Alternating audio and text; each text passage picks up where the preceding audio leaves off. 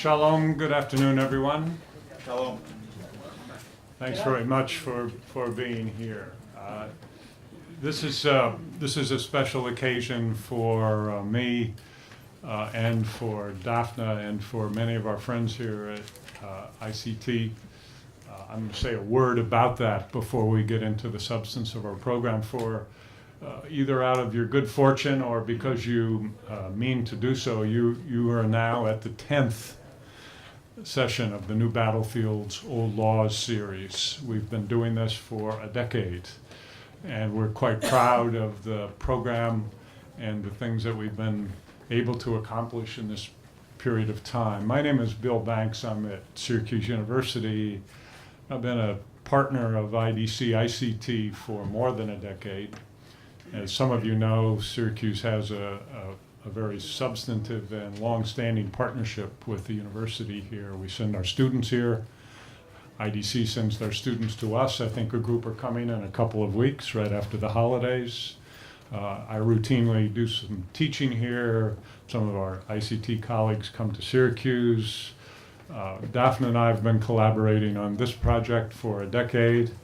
In a word about it, I think the genesis of this project was in 2006. I was here during the summer, probably for an executive program, but I brought a couple of my Syracuse colleagues with me, and as you'll recall, during 2006, Israel was suffering through a second Lebanon war. As we lawyers, policy, strategy people sort of wrang our hands and really worried about the implications of asymmetric warfare, fighters without uniforms, without a chain of command, not following the laws of war, hiding in civilian neighborhoods, taking hostages and in turn hiding them with shields in civilian places, making targeting especially difficult, and all the while being bound by the laws of war to only fight according to those norms. We envisioned then, in 2006, in the midst of the Lebanon war, that perhaps we should get out in front of asymmetric warfare and recognize something that was real, very real here in the Middle East, but also real in the United States by 2006, is that indeed we had new battlefields. War was not conventional anymore. The kinetics were still there, to be sure. In some ways, war had become more lethal, but the battlefields were new. The laws which have served the world relatively well for 200 years or more, this post-Geneva UN Convention and the like, were fine as a backstop, but not nuanced enough to allow states who were bound to follow the law to manage fighting non-state actors who insisted on fighting asymmetrically in these continuing armed conflicts. Hence the term New Battlefields, Old Laws. We began a series of workshops and conferences. You'll see there some images from our first event in Washington, D.C. in 2007. You'll see a very youthful-looking Boaz Gnor and a youthful-looking Bill Banks. That shows what 10 years will do. And other Israeli, American, and European, and Australian friends at the table. Our own Greg Rose. Greg, you've aged a little bit as well. Your beard is grayer. It was black in that photo. It was black in that photo. 10 years will give you that. We had an outstanding conference in Washington to launch this program, and about 500 people were there, some very prominent jurists, and from that we followed on with conferences here at IDC, ICT. You see the imagery from the school here, 2008, 2009. I'm going to go through these very quickly. I don't need to belabor the individual events, but you see we've had contributors from around the United States, Israel, the Middle East, and Europe, as well as Australia, and a few other countries of the world. Along the way, we managed to engage in a lot of scholarship, traditional scholarship, but also advocacy and public interest work on behalf of the idea that the laws of war needed to adapt, not be replaced, but to adapt to a new form of warfare, and that's indeed what our program has always been about. I don't know how I ended up in all these photos. We did publish 2 books. There are the jackets, and I edited those books, but the hard work was done by some people in this room, including Daphné Barak and Greg Rose, but many other authors, including Boaz Ganor from ICT, have chapters in those books. They're published among the leading presses in the world, Columbia University and Cambridge, so the books have been well received and widely read around the globe, so I dare say the project has had lasting impact. Many of us have also written scholarly articles and shorter blog posts, op-ed pieces, newspaper accounts, given public speeches in furtherance of that theme. Continuing themes, there's a good earlier image of Daphné at one of the programs in 2013. Sometime we've done this on the plenary stage in the auditorium of the school, other times in a classroom such as this one. You see we've had participants from the IDF and the US Army, also from the United Nations and from the Belgian Armed Forces, the ICRC, who at first wanted nothing to do with our project because they thought that by new battlefields or laws, they presumed that we were going to just do away or advocate doing away with the corpus of the laws of armed conflict. Nothing could be farther from the truth. And once we persuaded them that we were looking to adapt to a new form of warfare, they said, well, okay, maybe we should join you and see if we can work toward a better system. And they have. And the enemy learned from this? Well, of course, the enemy learns every day. They adapt at least as well as we do, yes? A couple of more programs there, 2014, Matt Levitt, who is here today, I saw him at lunch. Others who hadn't participated before, including a feature we added a couple of years ago, a lunchtime debate on a measure that was then being debated in the United States. Last 2 years, we dealt with foreign terrorist fighters problem in UN Resolution 2178. There's been a CTED representatives here at the conference and still talking about the extent to which the work that all of us are doing can influence the Security Council and their consideration of new measures. And then finally last year, a workshop where there's Daphné and my colleague Nathan Sales talking about the legal triggers of war and new battlefields. So this is our 10th workshop, and you know about the subject matter of this workshop, crisis management in times of transition. Each of us has a fairly different take, and I think the thumbnail, the bumper sticker, if you will, that you carry away is that we're viewing disaster and crisis itself as a form of new battlefield. And that the idea that our approach to law reform and strategic reform should encompass terrorism as well as other forms of crisis and disaster, as in being in need of considerable revisitation and reform. And each of us has an approach that we'd like to take with that. I'm sorry to report that one of us, who's expectant with twins, became very ill this morning, Professor Wolf, and is in hospital at the moment. So we're going to do our best to carry on without Dana Wolf, who we'll miss very much. Daphné Barak, my comrade in arms. Partner in crime. And that too. Okay, great. Thank you, Bill. Sure. Okay, welcome everyone. Just want to say happy anniversary. We're celebrating, and this is why you have wine on the table. It's a very special moment and a very cherished relationship, as I think you can tell from the presentation and from what Bill has said. So I'm Daphné Richemond-Barak, and I teach here at IDC. I also work at ICT as a senior researcher, and I'm in charge of international law at ICT. I would like to introduce our speakers today. So Professor Banks already introduced himself in a way, but just want to say again how grateful we are for this continued relationship with you, Bill. Let me introduce Dr. Amichai Magen, who is, who, like me and like Dana Wolf, actually is a senior lecturer here at IDC at the Lauder School of Government, and is also working at the ICT as a senior researcher. And I think what is important to me today is also to introduce Dr. Katja Samuel, who's come from the UK, and we're very, very pleased to have her with us today. She is a pioneer in a field of global crisis management and disaster law. She set up some of the very first programs, academic graduate programs, at Reading Law School that deal with this issue, so we're very lucky to have her today. She spent 12 years in the Navy prior to that, so she's got a lot of experience and she knows more about this than I think anyone. So thank you, Katja, for coming, and we're very much looking forward to a productive discussion. We'll take questions, we'll take a break at some point also, and have an enjoyable and interesting time. When do we drink the wine?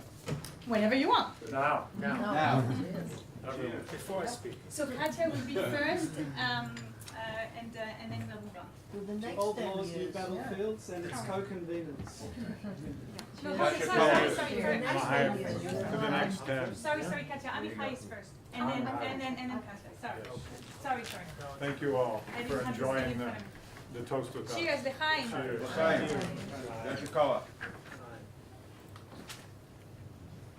Now, don't fall asleep during the presentation. So we'll hear Amichai, and then we'll hear Katja. It's good to have a little alcohol in your system when I speak. It just makes things clearer, I think. Okay, so Achar Tzoraim Tovim. Good afternoon, everyone. As Daphné mentioned, my name is Amichai Magen. I'm the head of the Diplomacy and Conflict Studies program here at IDC. I like to think about myself as a recovering lawyer, somebody who's trying to overcome his legal education and to look at things in a more through the perspective of international relations, political science, but to sort of merge the various things. I also serve as a JAG officer, as a legal counsel officer for the Israeli Army in the International Law Division. So in my miluim, in my reserve duty, I deal with a lot of these issues, on the ground. But that's not what I want to talk about today. I'm going to tell you in a few minutes about a new project that we're about to launch here at IDC as part of the Horizon 2020, the European Union funding framework. We have just won a €5 million research grant, which will involve institutions from across the European Union, but also Turkey and Israel, to look at the changing geostrategic environment, to look at the new dynamics shaping not just the sort of what we call the European neighborhood, right, in the east and the south, but also the global environment, with a particular emphasis on early identification of new crisis patterns, and to try to see how we adjust our rules, how we adjust our institutions, how we adjust our policies, whether we're talking about deterrence, whether we're talking about development policy, whether we're talking about diplomacy. How do we need to adjust all these 20th century concepts and institutions to the emerging realities of the 21st century? And what I want to do, and the reason why Daphné asked me to speak first is, since I know far less than Katja about this topic, I just want to maybe kind of like frame why I think this is such and not just only an important, but also a timely topic for us as a community of scholars to get into. And what I want to suggest is that basically we see a sort of a confluence, a convergence of very good news and very bad news. Okay, that's just kind of a rhetorical device to try to help us organize what is a very messy and very complex emerging international environment that's going to force us to think very differently about, I think, about crisis management and prevention. So let me start with the good news. And in Judaism, we always start with hakarat hatov. We always start with recognizing the good and saying thanks to God for being able to take a warm shower in the morning and have breakfast and have lunch and sit in a place where we don't have to carry Kalashnikovs or knives, because there's a state that protects us, and so on and so forth. So let's start with the good news. And there's a lot of good news. Okay, I think it's very important when we talk about global crisis management to recognize what is working and what is good. Okay, so let's start with the good news. If you adopt sort of a big history perspective, which I like to do, throughout virtually all of sort of human history, war, famine, disease, natural disasters were basically seen as forces of nature over which humanity had zero control, right? And our myths, whether we're talking about Greek myths or Nordic myths, are full of characters, right? We call them the gods, and the gods are capricious, and they kill us for their sport, to paraphrase Shakespeare, of course, King Lear. And in fact, humanity has developed whole philosophies, whole religions to deal with the inevitability of famine, war, death, right? That's been sort of the basic human condition from time immemorial. That's no longer the case, okay? And we can begin to tell the story with the Renaissance, or with the Age of Enlightenment, or the Age of Reason, or with modernity. I think a good starting point is 1820, the beginning of the Industrial Revolution. But whatever point in history you're going to choose to begin this story, our history as a species and our condition as a species today is fundamentally different from the vast majority of human history. And I think that's especially true for the last 72 years, coming up to 73 years. Why do I say 72 years, 73 years? In political science, in IR, we talk about the long peace, right? The world that America built in the aftermath of the Second World War. The world into which all of us were born into. Okay, and that, I think, is created for humanity, right? Everybody, I think, even Bill. Yeah. Everybody was here, sitting here, was sort of born and sort of socialized into this world. And the truth is that humanity, especially over the last 72 years, I could have brought in the slides to show you, rises in longevity, in wealth, in health, the dramatic decline in illiteracy, the dramatic decline in child mortality, etc., etc. But the numbers are just absolutely staggering. We live in the most peaceful, prosperous, free period in human history. That's not equally shared across all segments of societies or the world. And by the way, we don't feel it, and in a moment I'll say something about that, because we're confronted with violence and disasters 24/7 through social media, etc. So there's a paradox here, right? We live, objectively speaking, in an unprecedented state of health, wealth, and freedom, and yet we many times feel that reality is exactly the opposite. Okay, because what's that? Paradise was better. We'll get back to paradise. Either we'll get back to paradise, or we'll think about how we create paradise on earth. If you want to get into a messianic, we'll get into the messianic discourse a little bit later on. Okay. I'm not saying that there's no violence. I'm not saying that there's no poverty. I'm not saying there's no adversity. But I think we have to put things in perspective. And I think that there's a number of factors that I just want to highlight in this context, right? I've mentioned already the sort of the long peace, and this is a conference about terrorism. So in some respects, what I'm about to say is sort of anathema. But I think today we have, if you like, almost the luxury of dealing with terrorism, simply because for most of humanity, we've overcome the other much more destructive forms of political violence, interstate wars, civil wars, although they're making a little bit of a comeback. We have, if you like, the luxury of in thinking deeply about global crisis management, and we should use this time of luxury advisedly.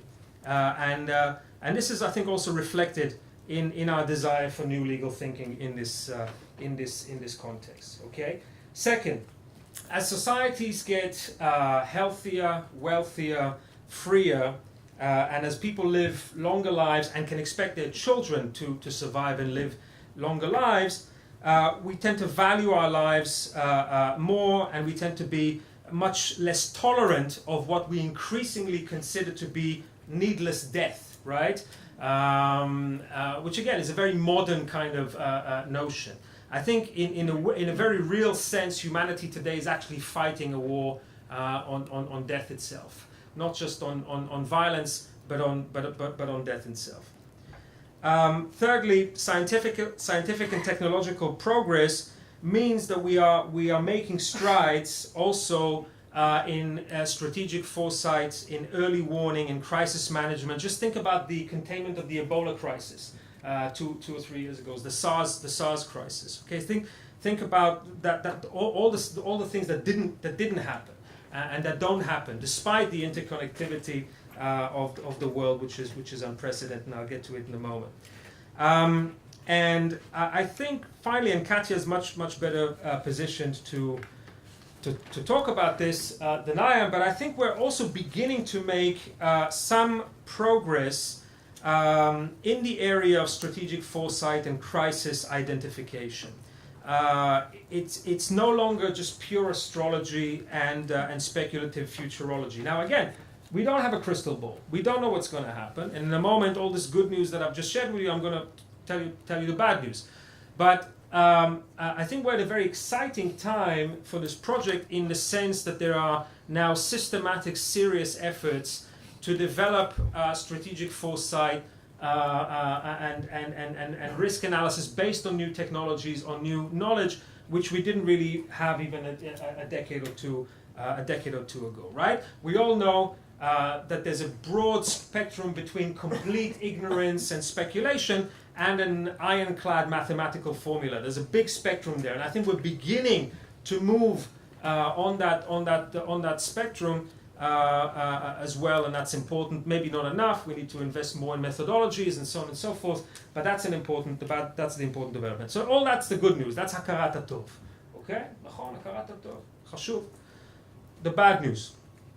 The bad news is that in essence, all of the things that I've just said that have made our lives longer, more prosperous and freer, and by the way have increased the number of individuals on the face of the planet and in a very substantial way. All of these things have given us unprecedented benefits, but they've also made us extremely vulnerable, much more vulnerable, I think, and less resilient in many respects than perhaps populations were in the past. Okay, and I also think that especially this period of the long peace, the last 72 years, and I'm talking about particularly audiences in the West, need to make us very, very, very careful about what I would call the presentism illusion. Right? The presentism is this idea that the future is going to be exactly like now, but more so. Right? So we have to be very, very careful, I think, especially at this juncture in time, and I'll say more about that in a moment, about this falling into sort of traps of presentism, believing that current patterns of international conduct, of trends, etc., will simply continue into the future, but be more so. I think we have to be very careful about that. And let me just kind of highlight a few factors that I think are going to have to inform our work going forward in this context. Number one, I would define it as sort of a temporal issue. Okay, there's a temporal dimension to emerging patterns of crisis and crisis management. What do I mean by that?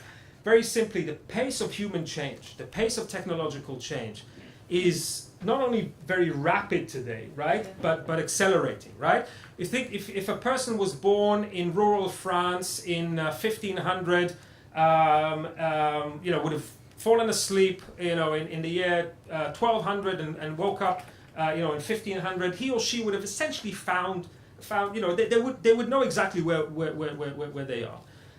If somebody would have fallen asleep, in Israel, that's maybe a kind of an extreme example, but let's even say, Chicago, in 1920, and would have woken up 100 years later, they would have found, reality, scientific, social reality, incredibly different and unsettling in that regard. I think that this is not an original idea. We have Ray Kurzweil's book on the singularity, etc. Right? But I think we're entering.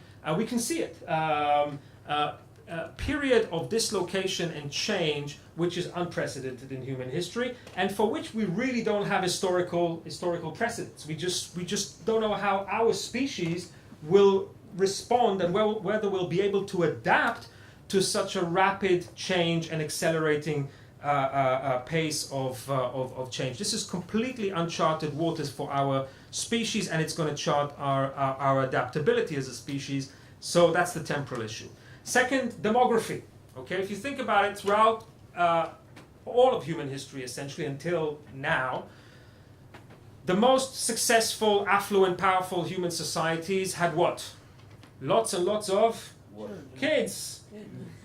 Kids. They had lots of kids. You were measured by your success as a society by the number of kids that you could bring, but also sustain and see to adulthood, etc.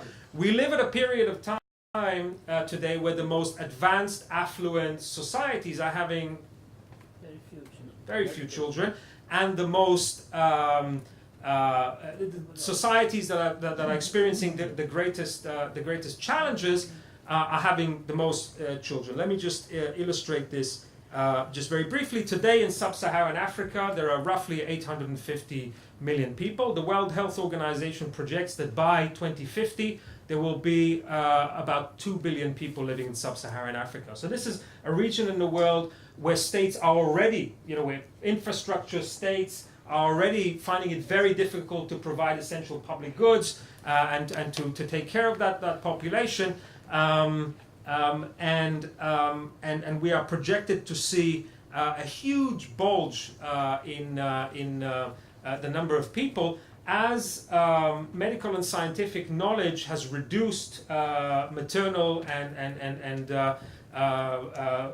child mortality, which is a wonderful thing. It's a blessed thing. But levels of poriyut, of fertility, thank you, have not fallen accordingly, right? So we're going to see some very deep and potentially unsettling patterns of change, and that of course affects migration, state failure, provision of public goods, water, etc., etc. All of that, of course, could also be exacerbated as a result of desertification, as a result of climate change, and so on and so forth. But the key point here is that the most robust, strong states and societies are having very few children. Some of them are literally emptying out. I don't know if you... Bulgaria in 1990 had 9.5 million people. Today it has less than 7 million people, and by 2050 it's projected to have less than 5.5 million people. So there are areas of Bulgaria that have completely emptied out, and that's not unique to Bulgaria. Okay, and all of this is happening at a time when the West, the most affluent societies, etc., post-financial crisis and so on and so forth, perhaps have fewer resources to try to stabilize countries like Nigeria, or Kenya, or Congo, and so on and so on and so forth. Okay, so that's a second, I think, important trend. Disruption as a result of environmental and technological change. I don't need to expand on that too much. Again, I think that we're on the cusp of a moment where humanity is in real danger of losing control of the pace and nature of technological advance. I don't know if you saw this report from, I think this was from MIT, a team at MIT had to shut down a whole network of artificial intelligence computers when they discovered that the computers had basically developed their own language, which the programmers could not relate to or understand. Okay, sci-fi, kind of crazy. But when you look at where technology in robotics, in 3D printing, in the miniaturization of weaponry, etc., is going, I think that the sort of warnings that are coming out of people like Elon Musk, and people in the Silicon Valley about the future of artificial intelligence and humanoids, etc., is something that we need to begin to really think about and take seriously. Okay, globalization and interconnectedness. Right. If you think about the vast majority of human history, there were terrible levels of violence, terrible plagues and disasters, etc. But we did not have the same degree of connectivity between different parts of the world. If the Black Plague devastated Europe, it typically did not make its way to Latin America or to Australia, etc. Today, as we know, given the sort of the levels of connectivity, that connectivity has brought us tremendous benefits, economic growth, cultural understanding, and so on and so forth. It's also making us enormously vulnerable. If we suffer a catastrophic event, whether it's a nuclear event or a pandemic, etc., in one part of the world, it's much more likely that the consequences of that will be felt in other parts of the world. 3 other points very, very quickly. The amplification effects of communication technology, especially sort of so-called new media. As I said, we live in the safest time in human history, but we don't feel that way. We don't feel that way because we're constantly surrounded by imagery and commentary, some of it real, some of it manipulated, that is making it for most people, the ability to assess the validity of information, and also the ability to spread misinformation, hatred, and fear, I think today are sort of unprecedented, and that's going to factor in, particularly if we experience one or series of major global crises. Last couple of points which connect us to the law. Geostrategic changes, okay? And we know that the unipolar world is coming to an end, okay? For all the young people who are in this room, I was 16, 17 when the Berlin Wall came down. So even an oldie like myself, I was sort of socialized into a world that was American-built, American-led. There was this, Unipolar Spring moment that is unsustainable. It really is in many respects a sort of a unique period in human history, and it's ending. Whether we like it or not, I don't particularly like it, but it's ending. Okay, but we don't know what comes next. We don't know what comes next. We don't know whether the transition from a unipolar world, whether it will be to a multipolar world, and if so, who are the poles? We have some candidates, but we don't really know. And or that we're likely to face some period, some indeterminate period of time.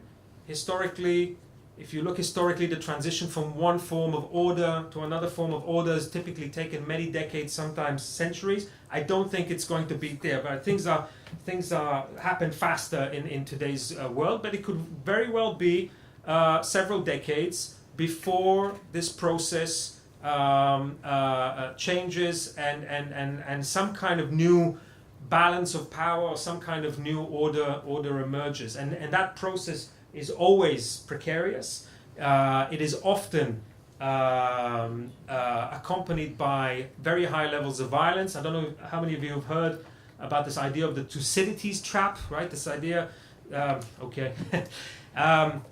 Thucydides, the famous historian writing the history of the Peloponnesian Wars, wrote that the reason why Sparta went to war against Athens was primarily fear, right? You had this ascending power, challenging a dominant power, and when you have a declining power, so to translate into contemporary terms, the United States, facing a rising global power, let's call it China.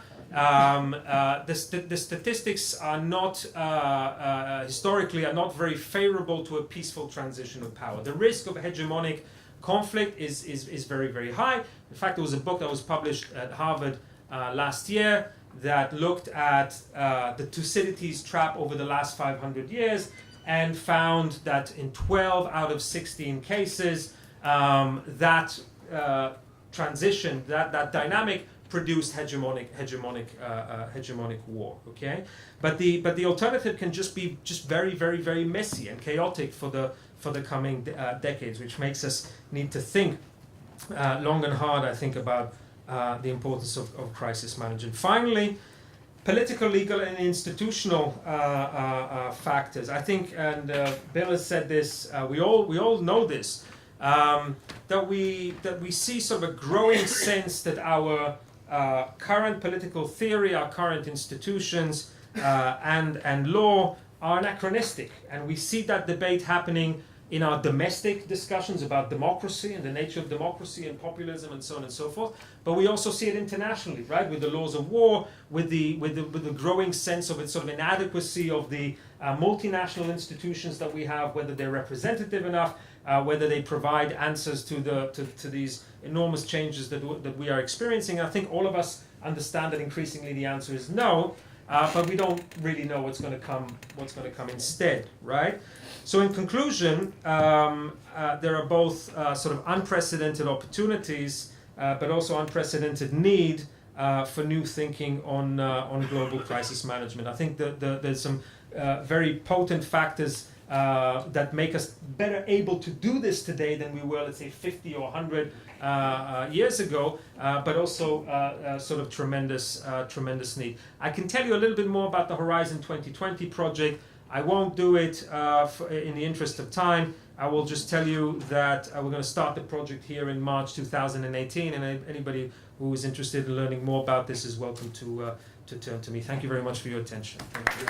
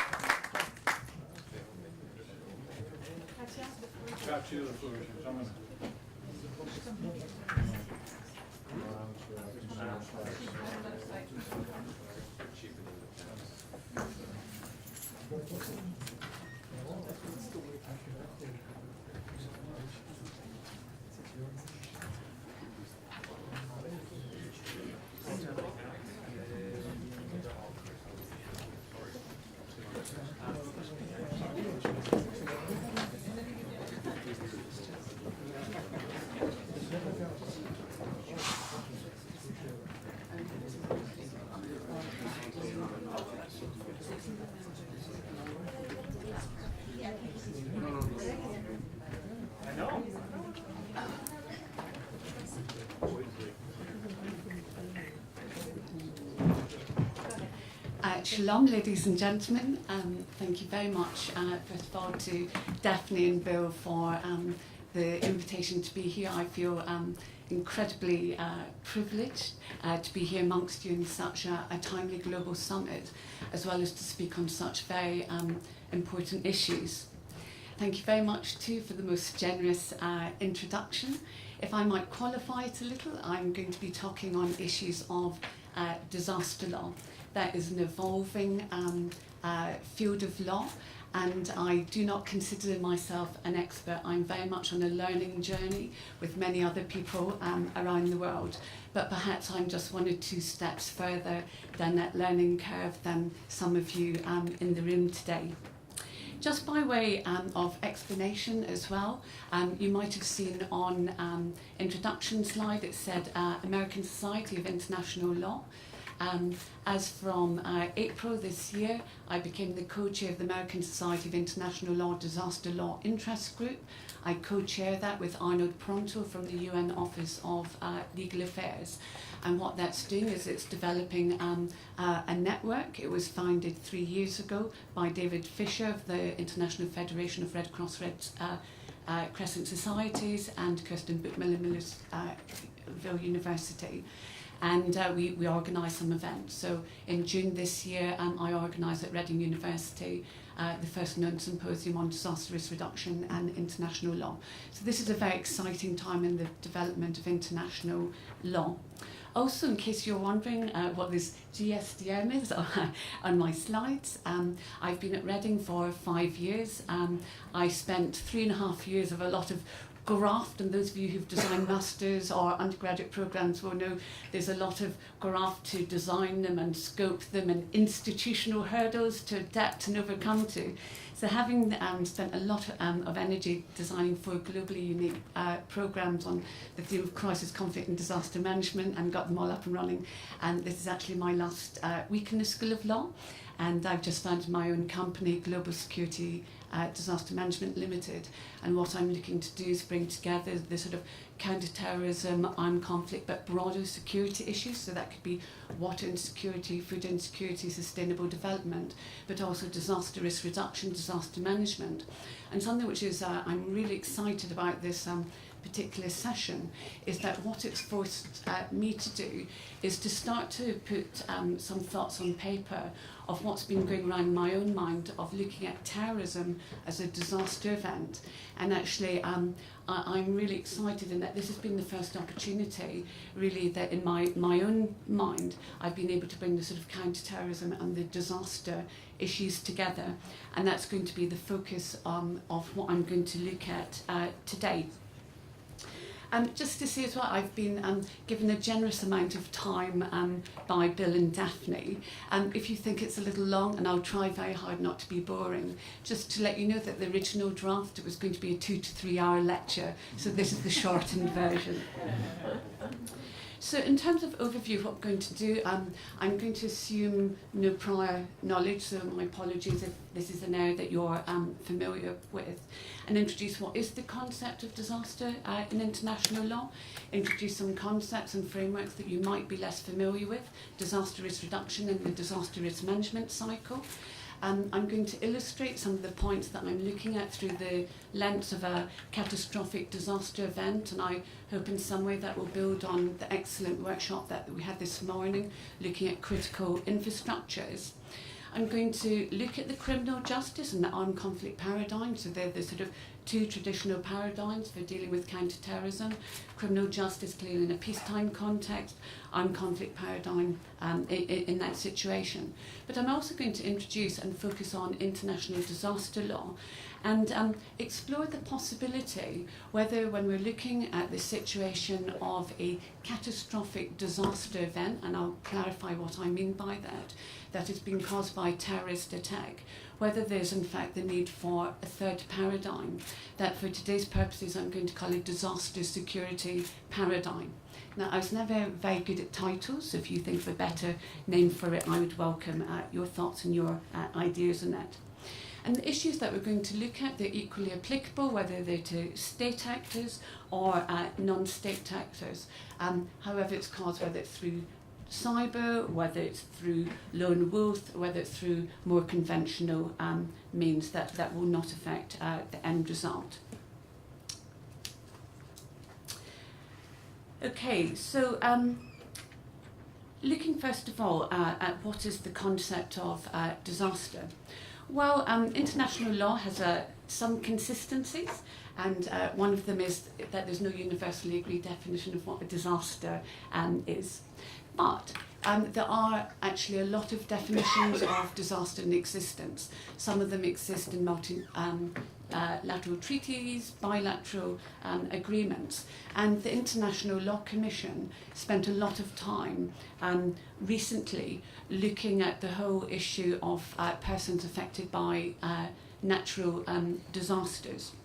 And for those of you unfamiliar with the International Law Commission, it works under the UN, particularly the General Assembly, and it has the input of states, but also international organisations, and it looks at what is the existing law under treaties, customary international law. It looks to clarify the law, and in some cases, perhaps even progress the law.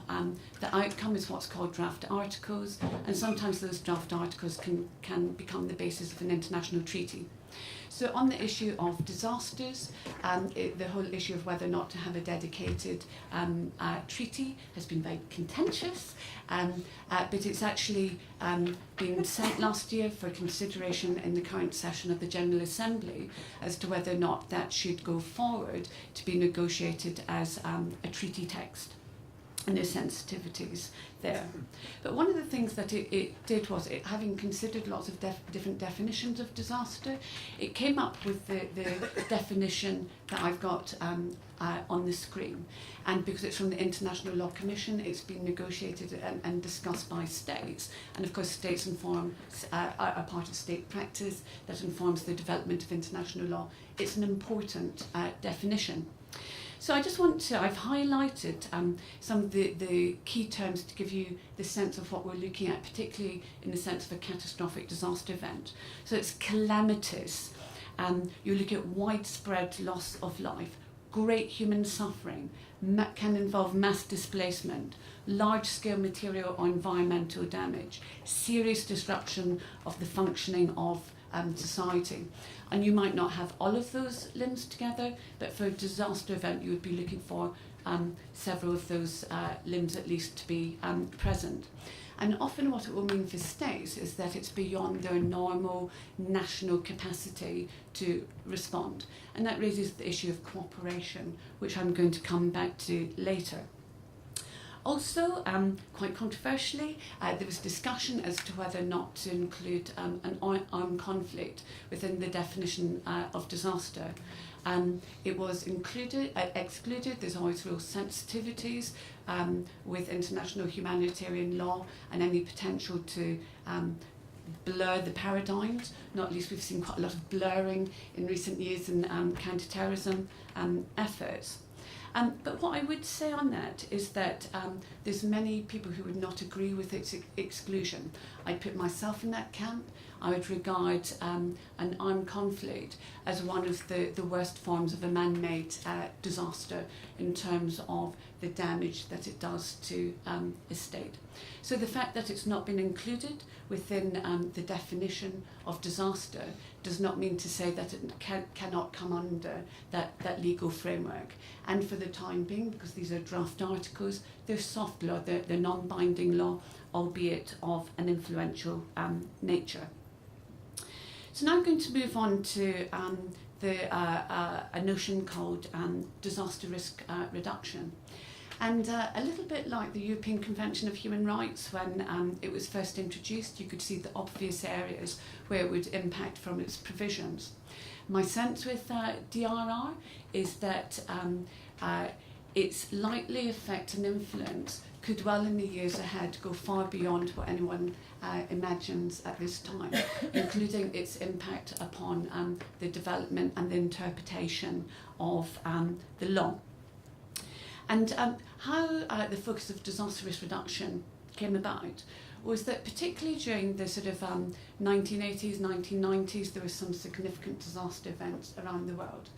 And a significant, in fact, the vast majority of national budgets, about 90+% of budgets, they focus on the response element, and we'll look at the disaster risk management cycle shortly. So effectively, a disaster happens, you throw maximum resources at it, you try and sort it out. But that's not a very effective, a very productive way to deal with disasters. How much better that you prevent a disaster from occurring in the first place, or if you can't prevent it, you at least do your best to mitigate its potential implications, including through preparing better for it. So there's been a shift. And the first shift was reflected in what was called the Hyogo Framework for Action 2005 to 2015. This has recently been updated by the Sendai Framework for Disaster Risk Reduction 2015 to 2030, which is overseen by the UN Office for Disaster Risk Reduction. And a key goal of Sendai is the substantial reduction of disaster risk and losses in lives, livelihood and health, in economic, physical, social, cultural and environmental assets of persons, business, communities and countries. So as you can see, it's seeking to be a very wide, all-encompassing instrument. And certainly, in terms of its scope, so if we look at Article 15, so it's concerned with all forms of disaster, so not just the sort of catastrophic disaster events that I'm going to sort of frame part of my conversations around today. A disaster event, it doesn't necessarily need to affect a whole country. It might be quite local. So, for example, the L'Aquila earthquake in Italy a few years ago, it was very localized, but it was a disaster event. It needed disaster response. It was very significant. In some other areas, it might affect a region or a province. In other cases, it might have a national impact. all of them can be disasters. You can have large scale, you can have small scale. They could be frequent, they could be infrequent. They could be sudden, so an earthquake would be considered a sudden disaster event, or a slow onset. So that could be an extreme weather event, as we've seen with the hurricanes hitting the US and the Caribbean at the moment. You know, they're extreme, but they were predicted. They didn't just suddenly happen like an earthquake. They can be natural, they can be man-made. They can be environmental, technological, biological, and risks. And within that broad definition, you can see how terrorism and different forms of terrorist attack fits very comfortably within that framework. Very important part of Sendai as well is it's very concerned with the multi-hazard, multi-sectoral engagement. So one of the things I was doing with this disaster risk reduction symposium in June was looking at, one, clarifying what is disaster risk reduction in international law, looking at lots of different legal regimes. But we brought in other disciplinary perspectives as well.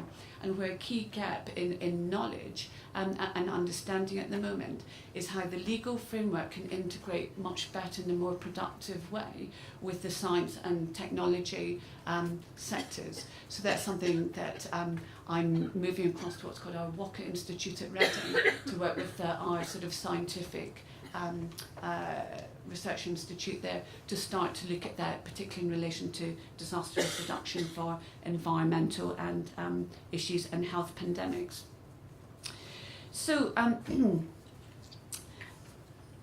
also looking at it, so there's 7 overarching targets, and you know I'd encourage you, the Sendai document is not too long. Perhaps after this to have a look through. I think these issues, this is very much on the high global agenda at the moment. I think it will remain so. Is looking at the example of critical infrastructure, is that it talks about substantially reducing disaster damage to critical infrastructure and disruption of basic services, amongst them health, education facilities and so forth. And there's some of the issues that we were looking at in the critical infrastructure workshop today. But equally, for example, if we think of the UK's counter-terrorism strategy contest, that would be regarded, including by the UK government, it regards it as a disaster risk reduction strategy, because actually terrorist prevention is about preventing a terrorist attack which causes damage, and it ties in with the disaster risk reduction cycle. And also the Sendai, it has 13 guiding principles. And one of particular note here is Principle 19C, which says managing the risk of disasters is aimed at protecting persons and their property, health, livelihoods, and also promoting and protecting all human rights. So let me just introduce this disaster risk management cycle. Well, just to say that there's no one cycle, there's different cycles in how they're carved up. But this one has the key elements. So if you look at the right-hand side, the sort of little red flash, that's the disaster event. So what you see is that you're looking at, ideally, the gold standard is to prevent a disaster, in this case a terrorist attack, from occurring. If that's not possible, or in parallel, if your preventative measures are not successful, you're looking at mitigating the potential impact and consequences of that. And part of that process is not just identifying risk and risk management, but also it's preparing better just in case that disaster event happens, so that you're ready and prepared. And that's part of mitigation as well in terms of reducing the damage. You're not successful in preventing it, the disaster event happens.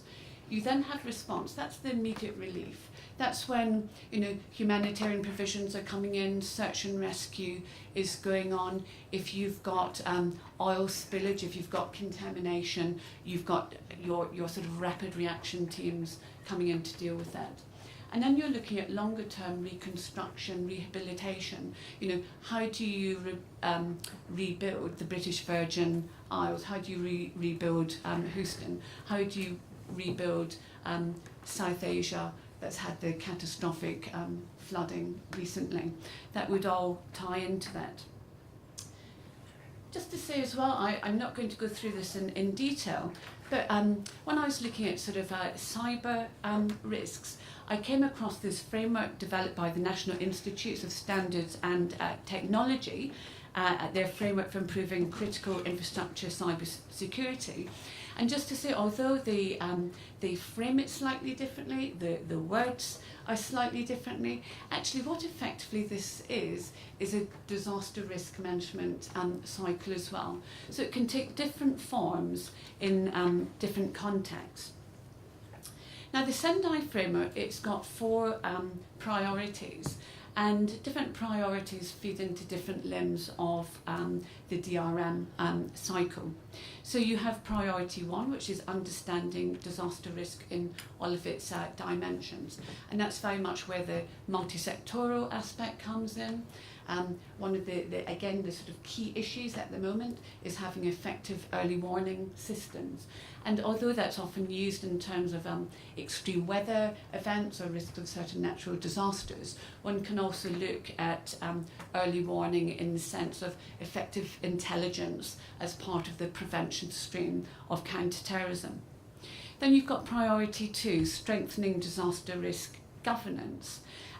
Developing, so a key limb of this has been our recognition the need to develop and strengthen sectoral laws and regulation as part of that. So, for example, in respect to the nuclear risk, the International Atomic Energy Agency, it's actually produced 150 safety standard documents aimed at preventing nuclear incidents and responding to them if those measures to prevent or if that event occurs. You have priority 3, the need to invest more in disaster risk reduction for resilience. So that particularly feeds into mitigation, preparedness and response. One of the specific highlighted areas of concern here are national healthcare systems.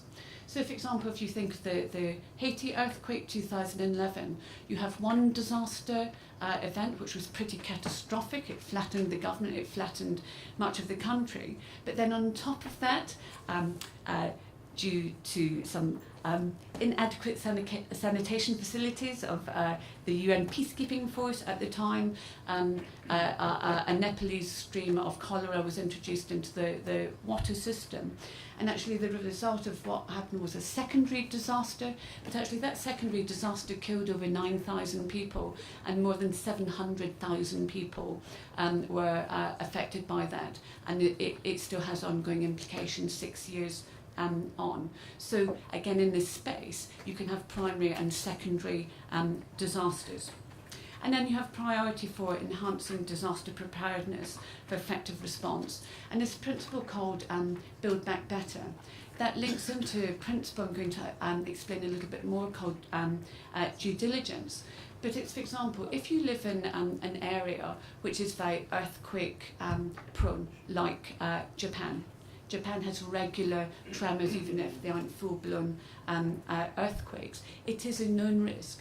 So within the national building codes and regulations is the requirement that if houses are collapsing, you review your building regulations and you liaise with the architects to how can you make your buildings more earthquake resilient, or if you live in a flood plain. So, for example, Bangladesh has taken significant DRI measures to try and make its infrastructure more resilient. So although the floods at the moment are still fairly catastrophic, actually the level of damage is not as much as it could have been because they built back better, they learnt from their mistakes, and they've sought to reflect it within their infrastructure. Anyway, now for reasons of time, you'll be pleased you're not getting the 2 to 3 hour lecture that we're going through each limb of the disaster risk management cycle, but I'm going to focus on what I think will be the 2 most interesting for you, which is prevention and response. So, issue I've mentioned, assessing risk.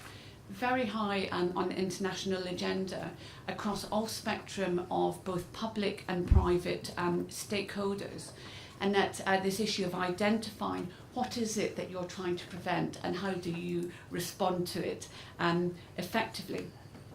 So thinking for a moment for the risk of, cyber attack to critical infrastructures, a topic that's recurred in this summit. So, for example, earlier this year, there was the WannaCry cyber attack, which affected more than 300,000 PCs in 150 countries. The UK National Health Service was very, very badly affected by the WannaCry virus. So actually what surgeons were having to do, they were having to use their mobile phones to take pictures of x-rays, then use WhatsApp to transmit them to other consultants and operate on people using their mobile phones. It was significant, and it was a warning. If we think of the Stuxnet Iranian nuclear reactor incident in 2010, the inexplicable failings of centrifuges used to enrich uranium gas at Natanz uranium enrichment plant in Iran, sort of discovered by chance, a virus, a worm that, like none other that had been previously detected, and the term the world's first digital weapon was used. It wasn't about causing havoc, it was seeking destruction. And of course we've had more conversation this morning about what are those risks and the parallel session on cyber at the moment. So what do legal frameworks have to say about this? Well, let me start off with a peacetime scenario, and international human rights law would be part of the key sort of element when you're thinking of that sort of disaster law framework, which is a hybrid of legal norms, would be the one most relevant here. And I'm going to focus in particular on the principle of due diligence. Due diligence, it's been around for quite a long time in environmental law, law of aliens, diplomatic law, environmental law, human rights law. I actually think it's one of the most important and least understood principles when you're looking at the DRM cycle, particularly in response to prevention and response to disasters, including terrorism. So what is it? Okay, so it could apply to state or non-state actors, although states can only have direct obligations under customary international law or treaties. It's to do with due and merited care, vigilance, taking proper steps, what's regarded as being reasonable and appropriate in the particular context. And actually part of the context is looking what available resources does a state have as a measuring stick. It's not expected to deliver what it does not have the capacity or the resources to do. There's no one fixed approach, so it's a flexible reasonableness standard. And actually part of the facts and the circumstances is that risk isn't static. Risk evolves, it changes, not least through scientific and technological advancement. So for example, where there's a risk of significant transboundary harm, then the standard where the damage would be irreversible, the standard of what would be considered reasonable due diligence would be higher than if the risk and the likely impact is less. Due diligence is also concerned with the means, not the result. What that means is it's concerned with that a government does all that it reasonably can in those circumstances, and that's a subjective and objective test. But the fact that those efforts might not succeed doesn't mean to say that it's not exercised due diligence. So it's not measured by, for example, a government being able to achieve the sought outcome of preventing a terrorist attack, just that it did all that it reasonably could. Where do you find these obligations?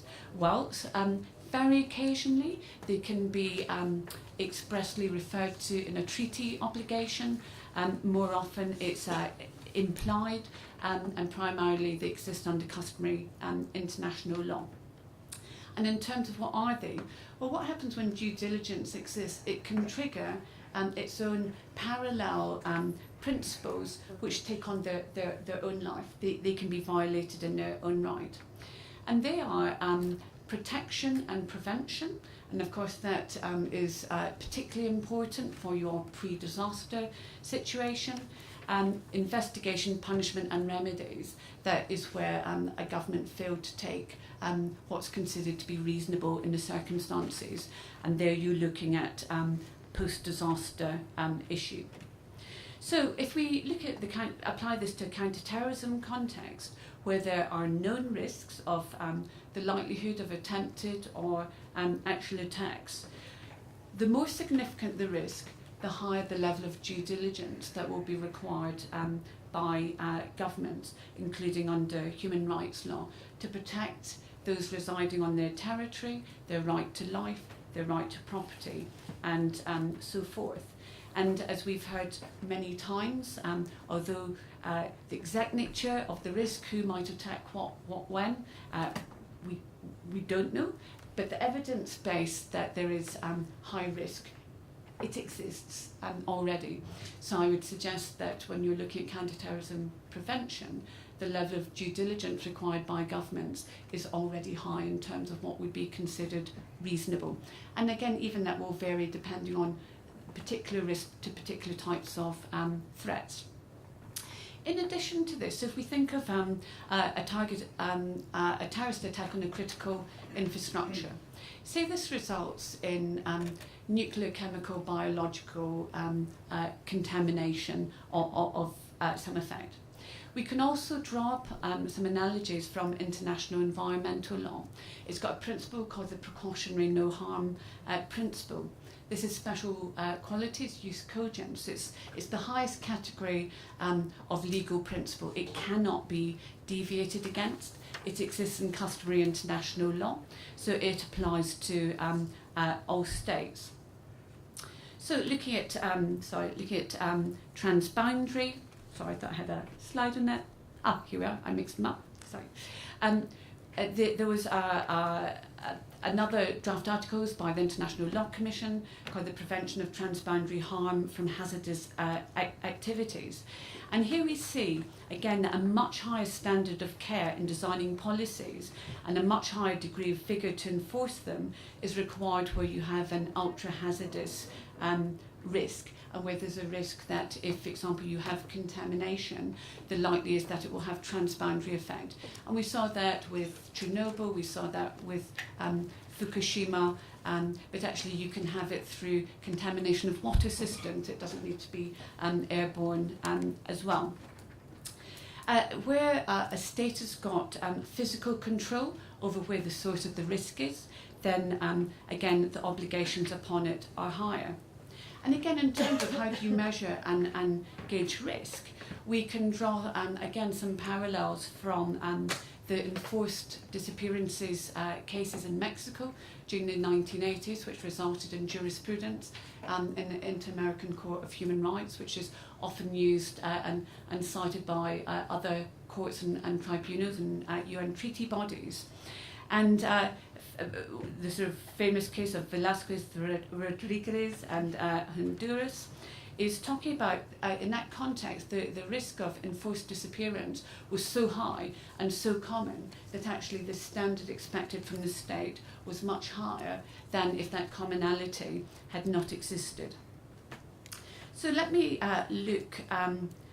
give an illustration of a natural disaster context, again, because analogies can be drawn with the terrorist attack situation. So this was a case in Russia that it was a location where there had been several mudslides before. There was a known risk of mudslides. And the state authorities, they failed to take what was considered to be reasonable measures to respond to what was a known risk, to protect both life and property. So, for example, the warning sirens that there was an imminent mudslide, they didn't work. The critical infrastructure defences, they were in poor state of disrepair.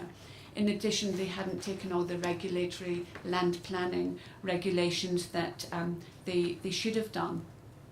So the court finds that a positive obligation exists on states to take appropriate measures to safeguard the lives of those within their jurisdiction, and that this is breached where these adequate preventative measures to a known hazard are taken. And of course you can apply that to a counter-terrorism context as well. different types of risk, but where particular risk is higher, then again it's the same message that more will be expected from a government, in particular to protect life. So let's look now at the law of armed conflict military paradigm. So the starting position is under international humanitarian law, IHL, it prohibits terrorism. So it prohibits acts that are carried out with the express intention to cause terror. Clearly, even when you're targeting a legitimate target that's going to cause terror and fear to those around in the civilian populations, but if that's not its primary objective, that would not be considered to be terrorism. And terrorist acts, they are war crimes under IHL. So looking at is that actually within IHL, you can see that there's a number of legal principles that it has which are actually aimed at disaster prevention.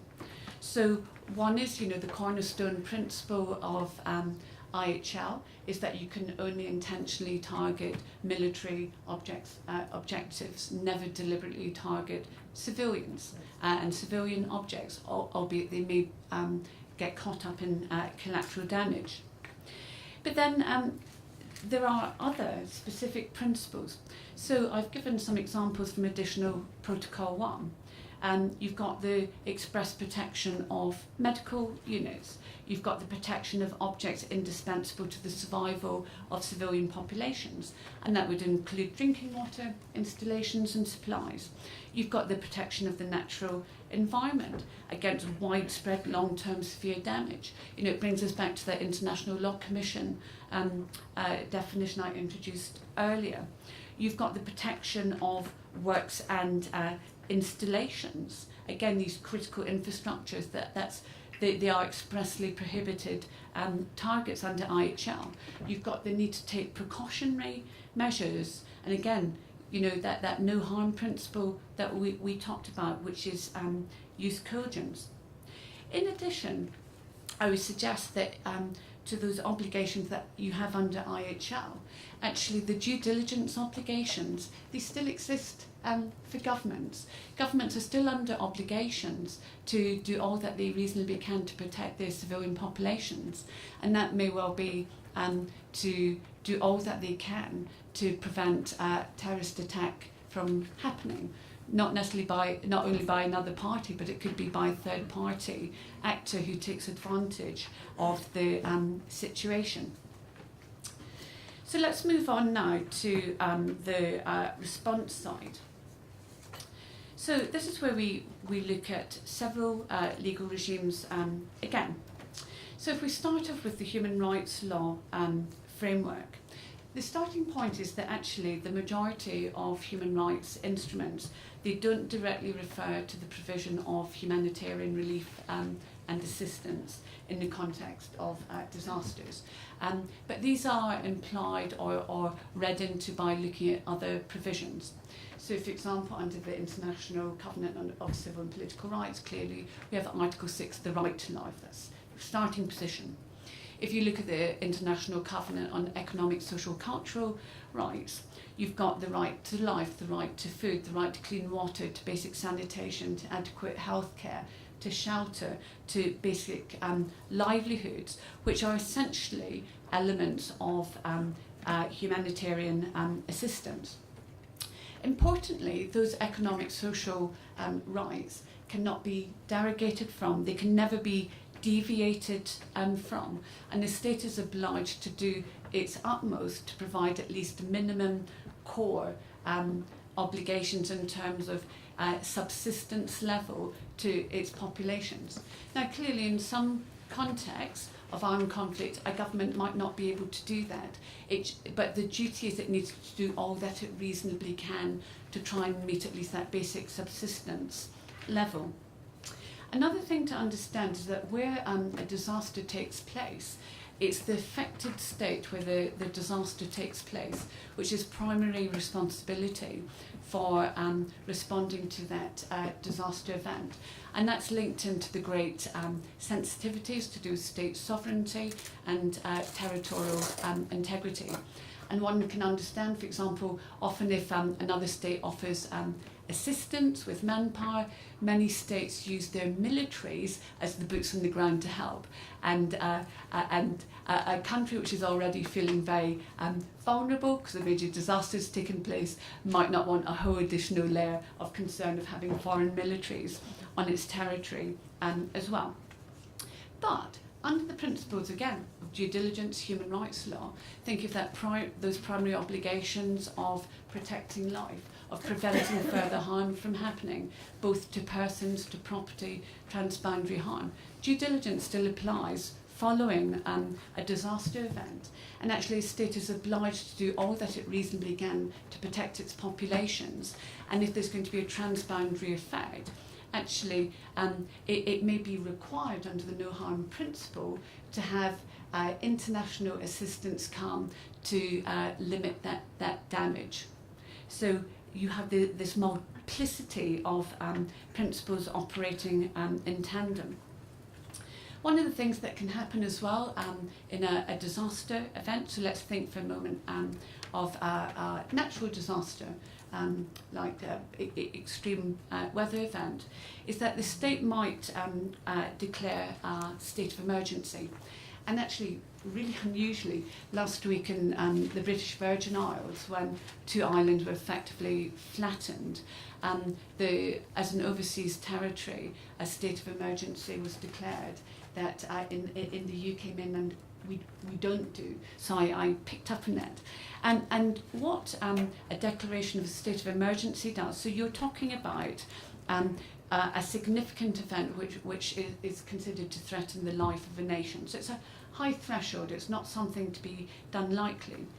And quite often you hear in the US they'll talk about there's a state of emergency within a disaster effective state.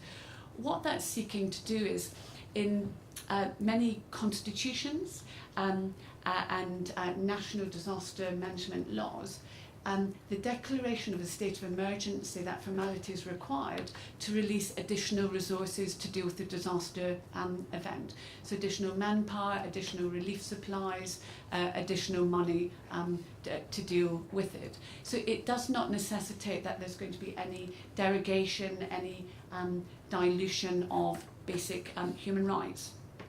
What can quite often happen though is that there might be a temporary suspension of rights. So for example, if you imagine you've got a health pandemic, then you might want to limit freedom of movement and association to stop the viral, from spreading. You might put a temporary limit on freedom of expression, on media reporting to stop causing panic, which actually in itself could trigger all sorts of further insecurity to the event. And just out of interest, I had a look to see which countries had formally declared states of emergency and had gone on to make derogations in a natural disaster context. And as you see, there are very few there. And often what will happen in any event to make a formal declaration, if you're going to make derogations, it can take a few days or weeks to formally do, by which stage the disaster event has happened. So I think in practice it happens more, but for very short events. But of course you might also have, looking at our context of disaster, catastrophic disaster which has been caused by a terrorist attack, in parallel to the disaster event and its accompanying insecurity, also have a state of emergency because you're dealing with significant ongoing terrorist threat as well. So if you imagine if you've got Fukushima but it was caused by a terrorist attack, I think a government's worst nightmare, really, 2 major limbs. And of course there might be derogations there. The sorts of things that a state might do is detain people temporarily, block websites, disband associations, restrict liberty, impose curfews. We saw the imposition of curfews in Houston to stop looting from taking place from empty houses. Where there is a formal derogation, most commonly it's to Article 9 of the ICCPR, and that's to do with liberty and security. Normally it's to do with pre- and post-charge detention, to allow the police longer to investigate the grounds of a charge in often very complex circumstances. But again, had a look through the ICCPR, who's derogated on grounds of emergency. Israel, you're joined by us, the UK, we're there too. But actually you see that it's not very common that this happens. However, dare I say that the fact that there's not been formal declarations and derogations made, regrettably, that does not mean that they do not occur in practice, which many of us will have seen, not least with the blurring of paradigms. So let me come on, international disaster law. What is it? Well, it's a hybrid, hard and soft law norms. It draws on lots of different legal regimes. In fact, I would say that most legal regimes have got a disaster law component to them. So the most common, IHL, international human rights law, international refugee law, nuclear law, aviation, maritime law of the sea, and space law, the list goes on. So that's a very important source, and you look, so you look at a disaster event through the prism of the particular issues that you're dealing with, and you look at these existing bodies of law. In addition, there's a number of multilateral and bilateral treaties that cover, some of them are nuclear, some of them are maritime, that clearly they're binding between the parties. But again, you can look at commonalities and analogies that you can draw into looking at the wider context. There might be bilateral agreements and treaties between states, so particularly where there's a recurring form of disaster, and there's many. So there's actually the International Federation of Red Crescent Societies, which is the sort of global guardian of international disaster law. It's scoped over 900 instruments to do with disaster law. But there's no one coherent legal regime, but it's definitely developing, and it's gathering further traction at the moment. And the sort of things that disaster law would deal with, really at its heart, is facilitating better cooperation. So if you imagine that a disaster event has taken place in a state, this state needs external assistance to help it, then is not the time to work out your tax law, your custom law, your visa waiver, your quarantine law for the dogs, what official qualifications that you're going to accept into your country. And if you think, for example, you've got people trapped under rubble, under the law, what's called the law of 96 hours of search and rescue, if you don't get your dogs, your people, your equipment, to those people within 96 hours, often actually they don't last 96 hours, actually many of your rescue attempts to save life will be futile. So what disaster law is looking to do, in particular these agreements, and the International Federation of Red Crescent Societies, in 2007 it introduced these guidelines on international disaster response law. And what that's aimed at doing is helping and facilitating states to think through these issues beforehand, and it has model laws to help states implement this at the national level. The take-up's been quite low over 10 years, it's been about 40 countries. There's a lot more to be done on that. And clearly once states sign up to these agreements, they're not obliged to, but then they're bound to cooperate in a productive way. So, IHL. So let's think for a moment for complex emergency, another worst nightmare scenario. There's an ongoing armed conflict and there's now a disaster event in it. So say that a power station has been targeted. So issues we've already looked at, you can consider sort of IHL, it already reflects that there's a state of emergency. It's an exceptional situation there. States are still obliged to make provision for basic healthcare, food, water, security to civilians under IHL. That limb continues as well. But think of this example in an international armed conflict scenario. So let's think first of all that power station, it's been hit by a party to the conflict. So that's contrary to IHL, that is a war crime. But because it was done by a party to the conflict, there's a nexus to the conflict. So the regime that will govern is IHL, albeit other principles, not least my favourite principle of due diligence. It's still relevant in that context. Interestingly, in terms of humanitarian assistance and dealing with the aftermath of disasters, IHL doesn't have so much to say about it.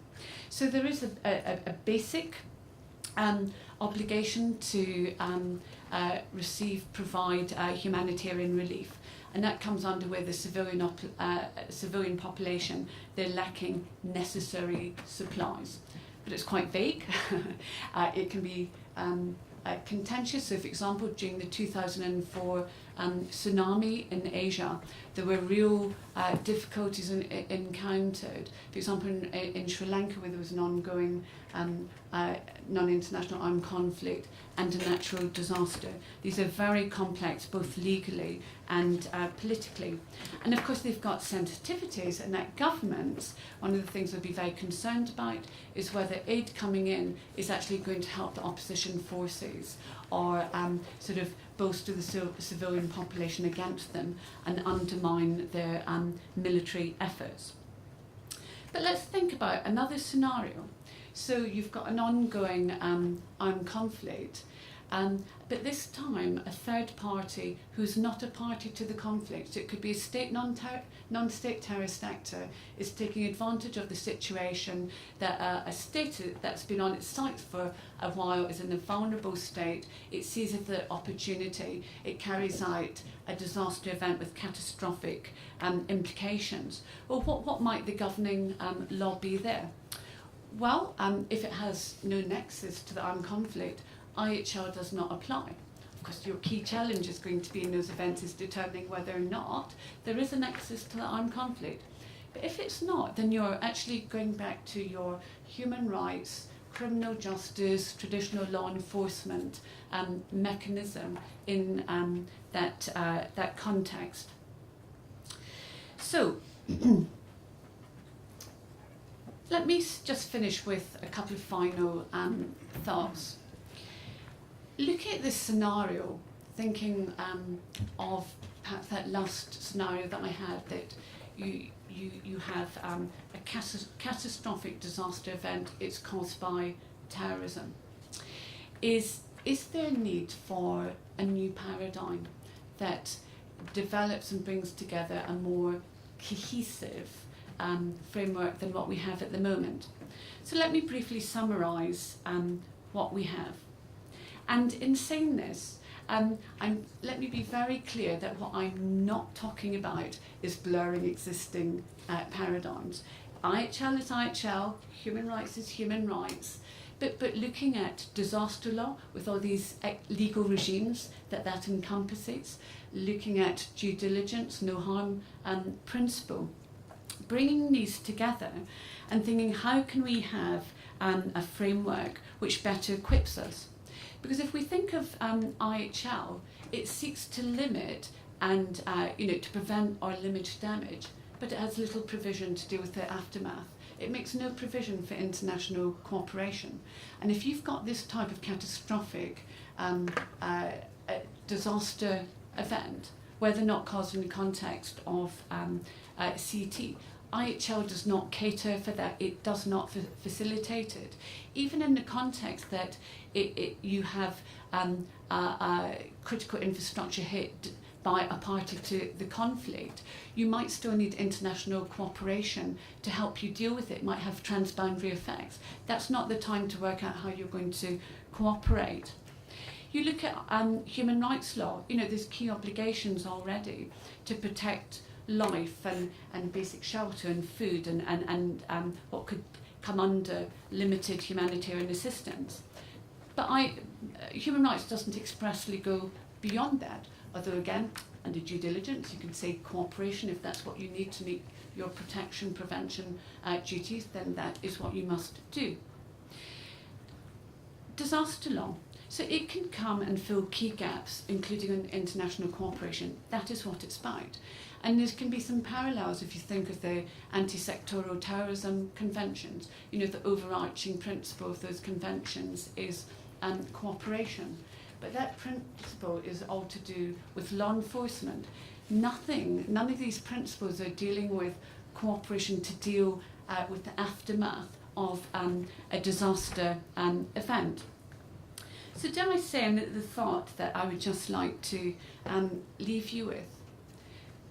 We've heard a lot during this summit and even prior coming to here that there is a real risk. There's a real risk of this type of catastrophic disaster event happening within a counter-terrorism framework. But we don't yet have a cohesive, adequate, integrated legal framework to deal with that. So I put the question out there, is it time that we explore the possibility of an additional protocol to the Geneva Conventions? Is it time that we explore actually a dedicated sectoral convention that deals with the specific issue of catastrophic disaster in the context of counter-terrorism? Because I would suggest that if this happens, then is not the time to work out how we're going to respond. Thank you. Thank you so much, Katja. I think it's time we take a break. Or some questions for Katja before a break? Yeah, you can take questions. Okay. Katja, you can field your own questions? Sure. Yeah. What I missed in your wonderful description is any mention of insurance and reinsurance companies, because they provide cover, if you buy it, not for terrorism, but for disaster. They have a lot of material available of statistics, of due diligence, of prevention, which is a pity to reinvent the wheel. Thank you for that. The risk of insurance, and reinsurance was in the 3-hour version. So actually, it's incredibly important. With this disaster risk reduction symposium I had at the end of June, I had the CEO of Pool Ray Insurance contribute. Actually, I had to write to 10 CEOs of insurance companies for one of them to be willing to engage. But finally I found one who was. And what Pool Ray does, it deals with insuring commercial property against terrorist risk. And what he was describing is that in the UK, dealing with what they call a black swan event, so something that will have high impact but low frequency, it is very difficult for the insurance companies to gauge. So what the private sector are doing in the UK through the insurance side is they're working with the government in terms of identifying risk, but also there's the private sector. They're taking on board some of that risk themselves with how they do it. And certainly it's something I felt for a while that the legal with the insurance in terms of that better linking up. Unfortunately, I spoke with someone who had some vision, and he said, you know, are you telling me that disaster risk reduction is going to have an impact on the insurance sector in my work? I said, it is, yes.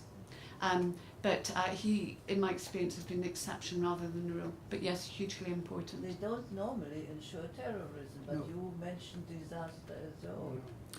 They do, this is for commercial property, but they're very aware, particularly as the risk increases, that there's a need not just to insure commercial property, but personal property and life as well. If you allow me another question, this is the problem with terrorism is they don't abide by law. So you can make any laws you want to. It is, but this is, in terms of the state's obligation to respond, that doesn't change. You have? Yes. I don't want to go a little off topic, but you know, like here we're talking about disasters. So given your definition Could immigration be considered a disaster? Time out. It's not obviously about linking immigration and terrorism or saying anything bad about immigration, but as much as we treat like human displacement as a tragedy or something like that, given that what Dr. Magen said just earlier on, what about if millions and millions of people just start moving? Should that be considered a disaster because society can provide all the basic needs to them? And in this picture, again, I'm not saying that there's a correlation between the two, but we do have evidence about terrorist infiltration. So let's say ISIS infiltrating Europe through Italy. It's a well-documented fact. What should be our legal response? Like, what are the challenges and what should be done in order to find that democratic balance between law and security? I know it's a big, broad question, but So first of all, in terms of applicable legal regimes, so for internally displaced persons, so in the national context, human rights would be the dominant legal regime. So, absolutely, that can cause significant problems for states to deal with.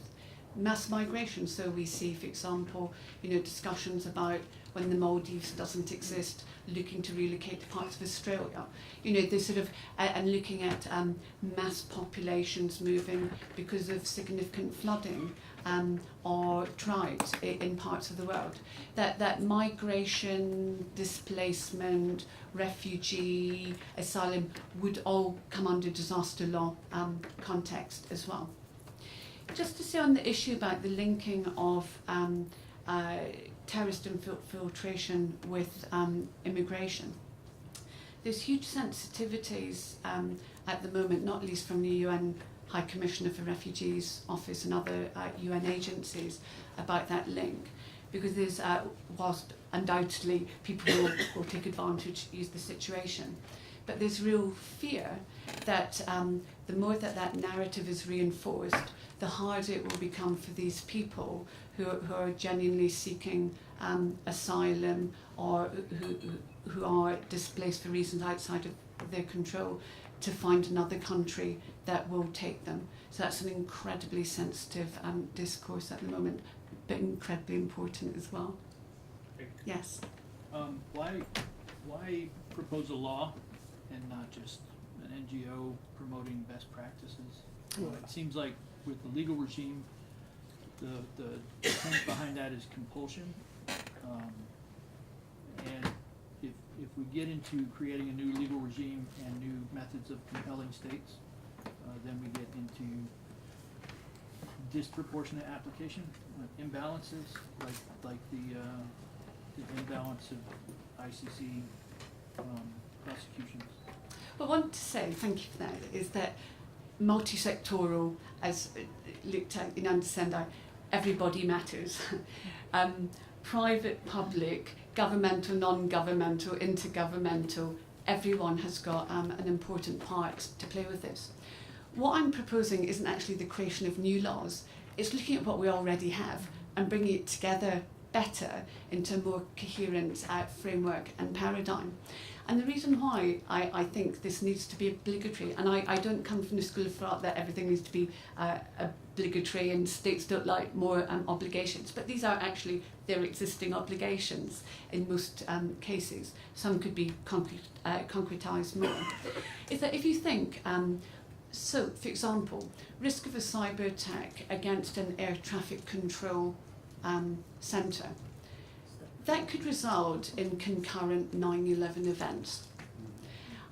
The risk that exists and the potential risk for catastrophic disaster on a mass scale, I would suggest is so serious, but based on real risk, that it requires a clear framework of binding obligations for this particular issue.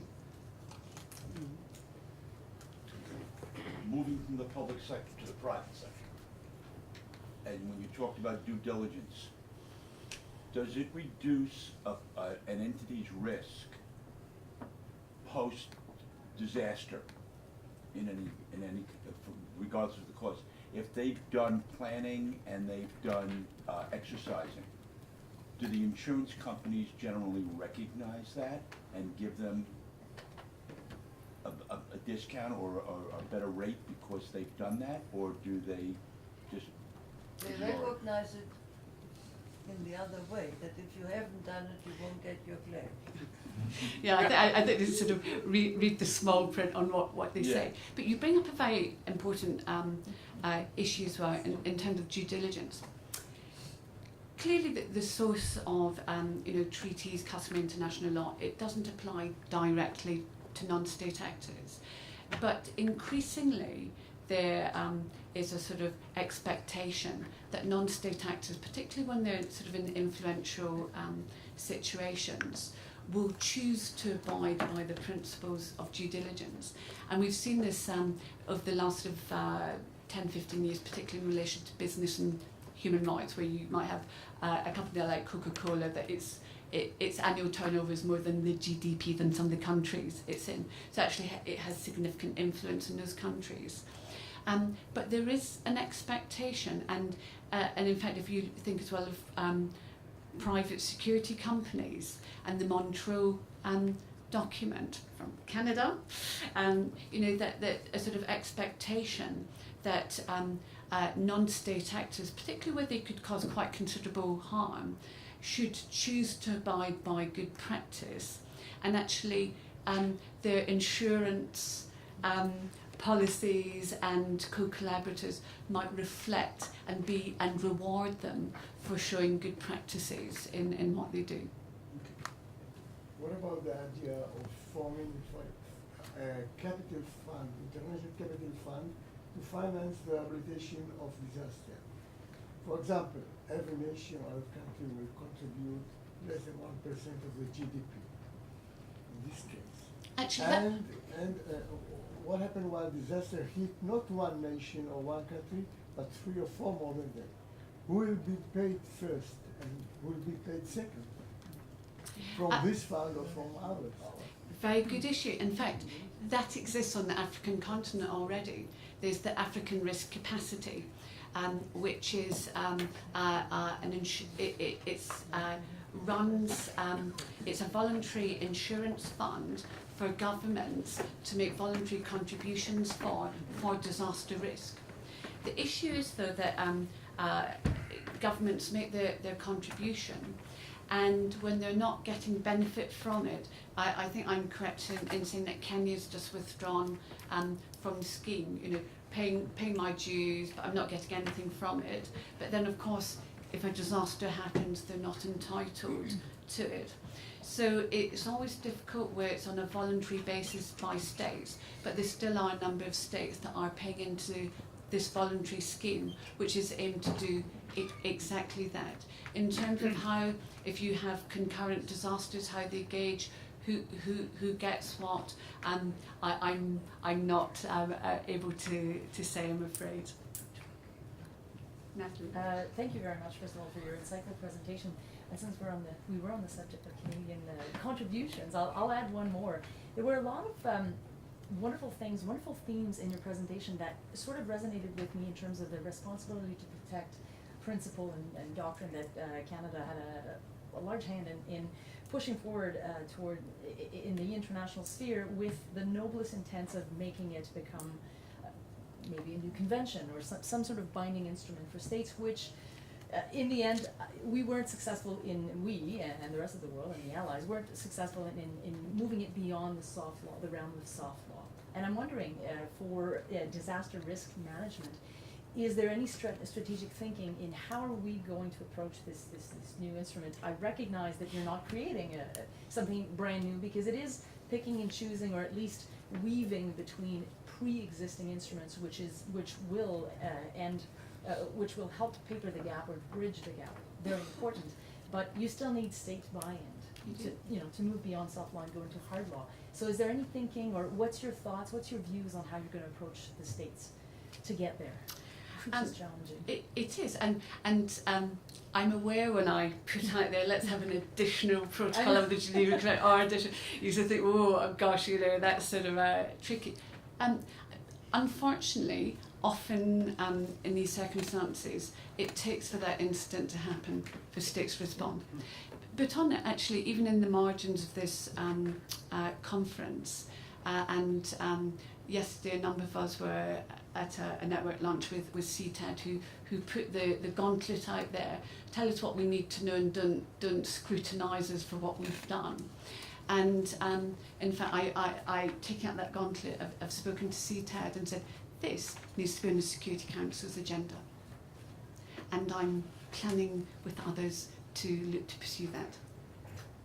That's, I'll let you know. Well, you'll find out how successful all that is or not if one gets adopted. I'll probably have to lobby my state to But sign on. it is, but I think a multi-pronged, and you know, I to be honest, preparing for today was so helpful for me because it made me sit down and go through these different legal regimes and thought, gosh, do you know, I hadn't really got my own head round that IHL doesn't really deal with cooperation in post-disaster, and that there are these gaps, and actually how this lacks coherence. And yet from prevention terms, we know the risk is there, so why don't we have it? So if there's anyone in the room who feels like being a fellow advocate, we'd love to hear from you. No, I'm not volunteering for Okay. anything.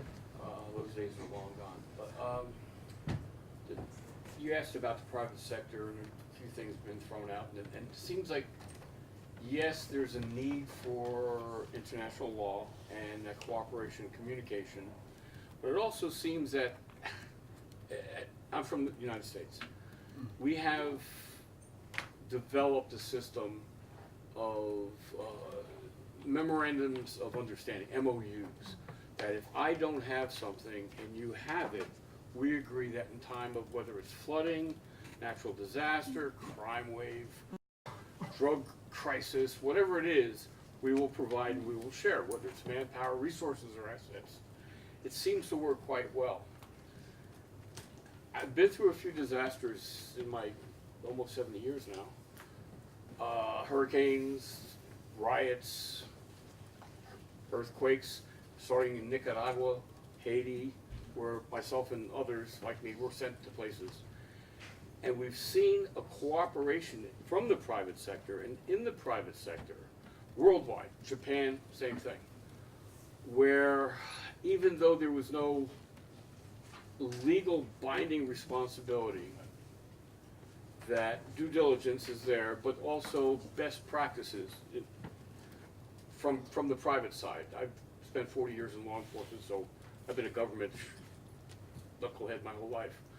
But that best practices seems to work without any force, without any coercion, without any, there's an obligation, there's a humanitarian obligation, but it seems to work, and it also helps on the mitigation side and the preparation side, because we have companies all over the world that stage, plan, prepare, will assist, response, and I live half the time in the U.S. Virgin Islands, which is right next to Tortola, and Barbuda is right now a flattened sandbar.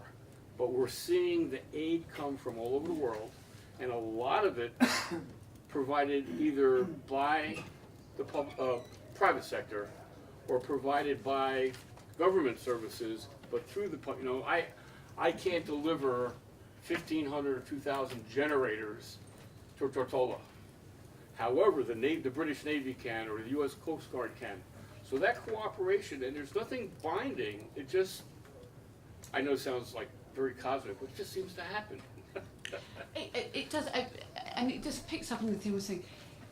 This is a multi-sectoral response that many key partners have got very important roles to play.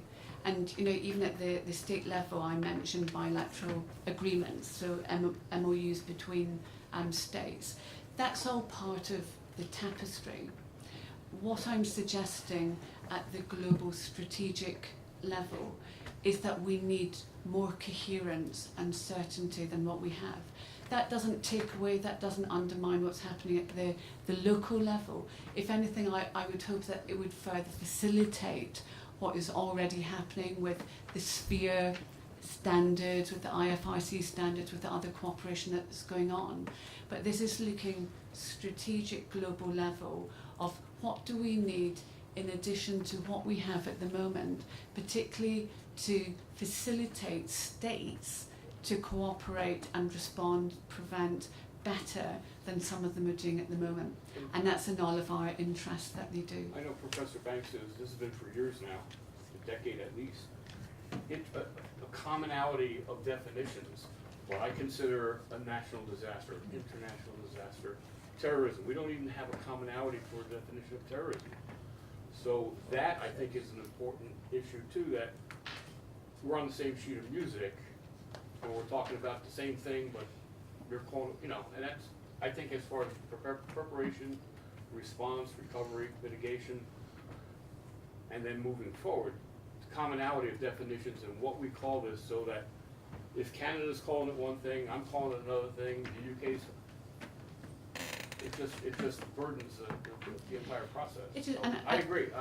And I think the Sendai Framework, there's a lot of government buy-in to that. The whole issue of risk management, risk prevention is very high. I think that that will help to drive some of these issues forward. But one of the sort of potential benefits about looking through these issues through the lens of a catastrophic disaster, say in the context of counter-terrorism, is that actually, as the sort of anti-sectoral conventions did, they didn't define terrorism, they defined the criminal act, criminal intent. Actually, by looking at it through the disaster lens, there is sufficient agreement on the key elements of a disaster.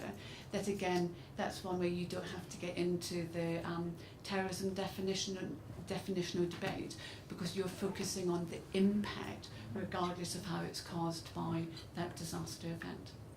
I just want to make one little comment in response to your question, and perhaps a follow-up to what Katja was explaining.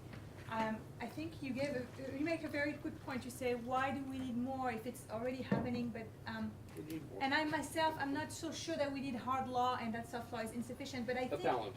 but what I think is very interesting in what you, all the examples that you gave, is that they come at the recovery level.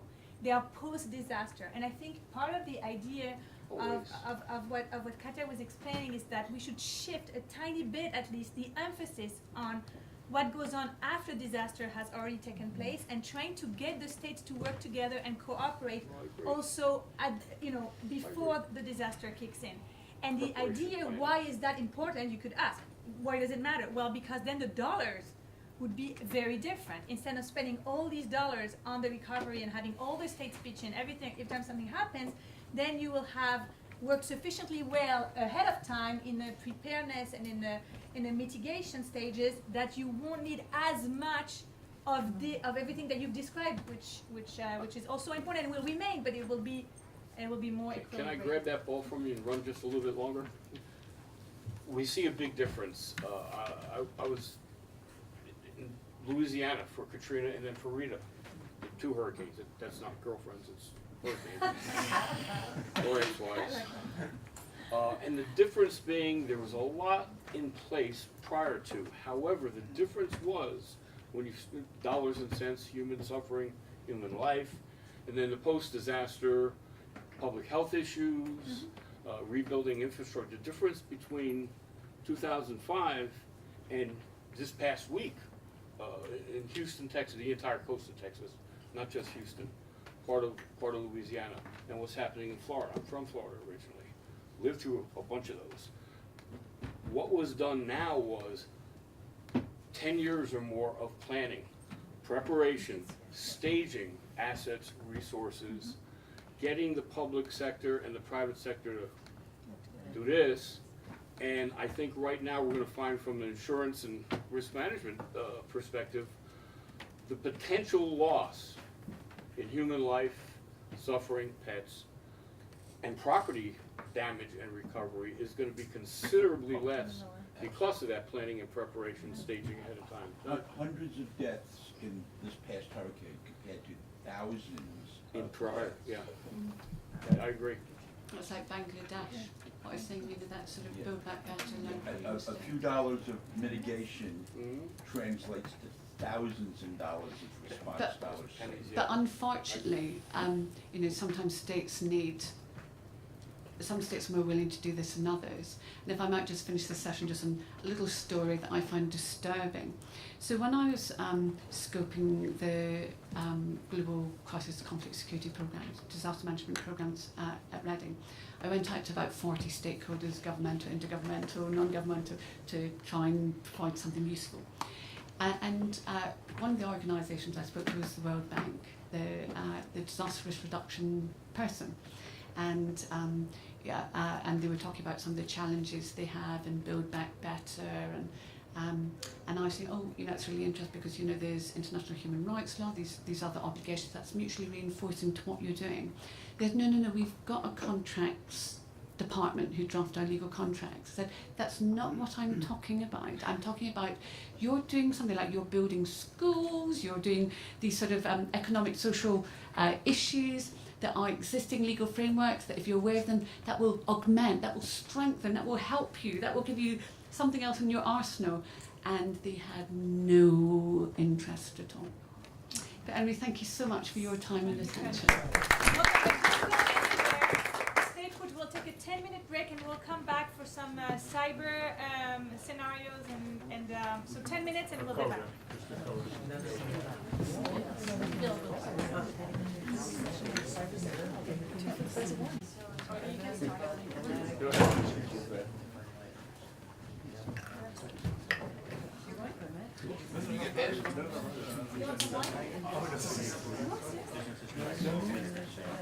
Feel free to take a seat, any seat. There are many to go around. Grab any chair that has wine in front of it. There are unused wine cups. Welcome back. I'm going to be brief with a sort of coda talk following Katja's masterpiece, and I want to thank in advance our colleague here, Elga, in the second row, who reminded me in my introduction that as we are innovating to stay ahead and adapting to new battlefields, from old laws to newer adaptations, that as she asked me or reminded me before, the bad guys they are adapting to. And that leads to the short story that I'd like to tell, and to some observations that I'd like to make about the state of preparedness. About a year and a half ago, I was asked, along with some other people, to do a briefing for leadership inside the Department of Defense in the United States in anticipation of the 2016 presidential election. And the scheme that they wanted us to rehearse and then drill with the senior leadership is, what happens if a crisis arises during a transition? As you know, all nation states transition from one government to the next, either through democratic election or some other way, and there is inevitably a period of transition when some are going out and others are coming in. The some who are going out are not paying much attention, or they've already left. Those who are coming in aren't empowered to do anything and often don't know much about their new assignments. As the bad guys adapt and learn, they see our vulnerabilities. I'll posit at the outset that transitions in administrations are a tremendous source of vulnerability. This exercise occurred hypothetically in part, and then, as you know if you've been paying attention, in the real world to some degree during 2016 and into 2017. After months of relative calm, I'm going to speak hypothetically now, but those of you who've been paying attention will notice the reality that I'm going to interject or weave into my remarks. Tensions once again arose in the Ukraine. Russian forces appeared to be massing for a renewed offensive against pro-Kiev forces around Donetsk and Luhansk. Reports indicate that Russian proxies, including the Night Wolves motorcycle club and the Russian National Unity paramilitary organization had already engaged in attacks on pro-Kiev forces around the city.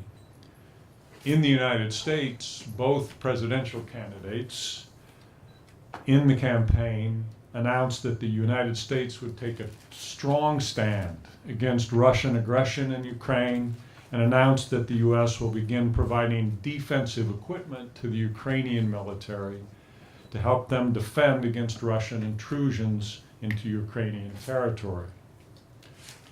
Russia's reaction, now this was summer of 2016, was uniformly negative.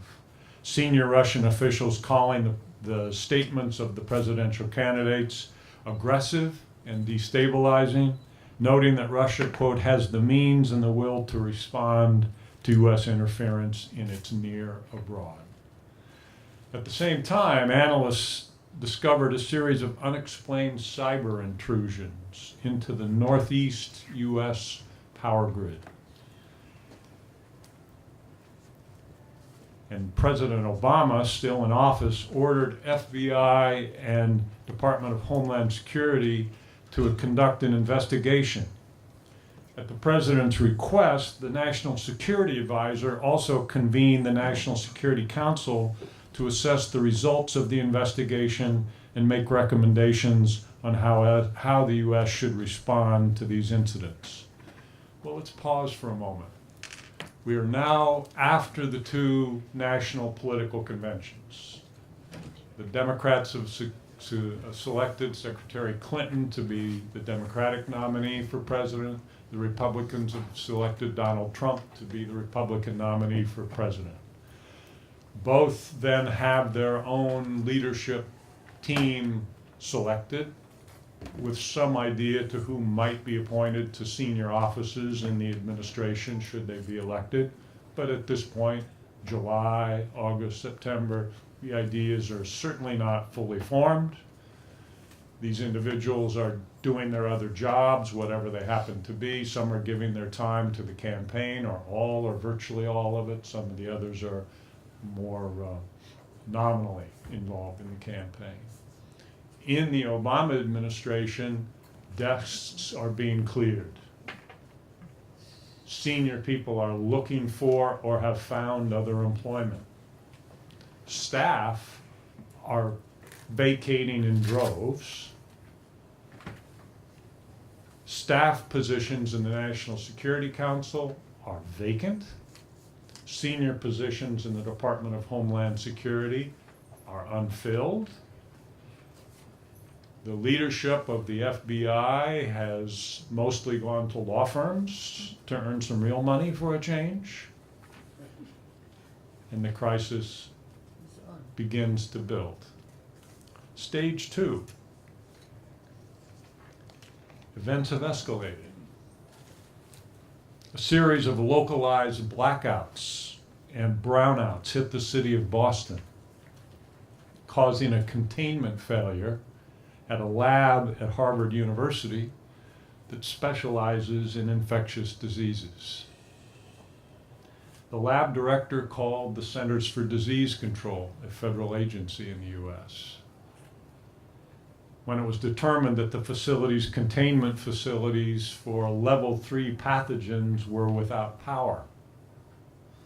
Power was restored within hours, and there are currently no indications that containment was breached, but news of the potential breach has caused panic in the city of Boston. Large numbers of worried citizens are showing up at crowded area emergency rooms, and physicians' uncertainty has caused the admission at hospital emergency rooms and over-administration of available drugs to exceed capacity. Panicked citizens are crowding local drugstores, demanding medications for everything from dengue fever to anthrax. Pause again. Centers for Disease Control, no leadership in place. Those physicians have sought employment and received employment elsewhere. Parent administration to CDC, the Department of Health and Human Services, again, senior staff positions are vacant. The new people, new would-be people in the Trump and Clinton hierarchies have no power. Most of them have no background for the positions that they might be about to assume. And of course, neither side knows which it will be. We're in September and October. As a sideline, I should note that in the last 15 years, but only in the last 15 years, US law has required that after the nominating conventions in the summer of an election year, the nominees of both parties are entitled to have their people at pertinent National Security Council meetings and White House gatherings. In other words, they're entitled to seats at the table even though and briefings, even though they have no authority to govern. Not every nominee or his or her staff have taken advantage of this legal opportunity, and during 2016, very little was done. Phase 3, and then I'll stop and we'll talk about this for a little bit. President Putin has accused the United States of provocative acts of information warfare aimed at destroying Russian sovereignty, and announced that U.S. plans to provide lethal aid to the Ukrainian government create grave risks to international peace and have led to a surge of patriotic fervor among everyday Russians. At the same time, major American financial institutions are experiencing overwhelming denial of service attacks, form of cyber attack, far greater than those launched from Iran a year earlier. A more troubling development involves temporary disruption of popular trading platforms and exchanges at markets opened this past Monday, let's say. Stock prices fluctuated wildly, and the Dow experienced one of its biggest drops in history. While the drop was short-lived, prices recovered. Screensavers left by a previously unknown hacker group, Humanitarian, threatened that the disruptions would continue until the US and NATO withdraw completely from the Ukraine. Well, here we are. When we ran this exercise, we did run this exercise in 2016 for a group of senior officials from the Defense Department.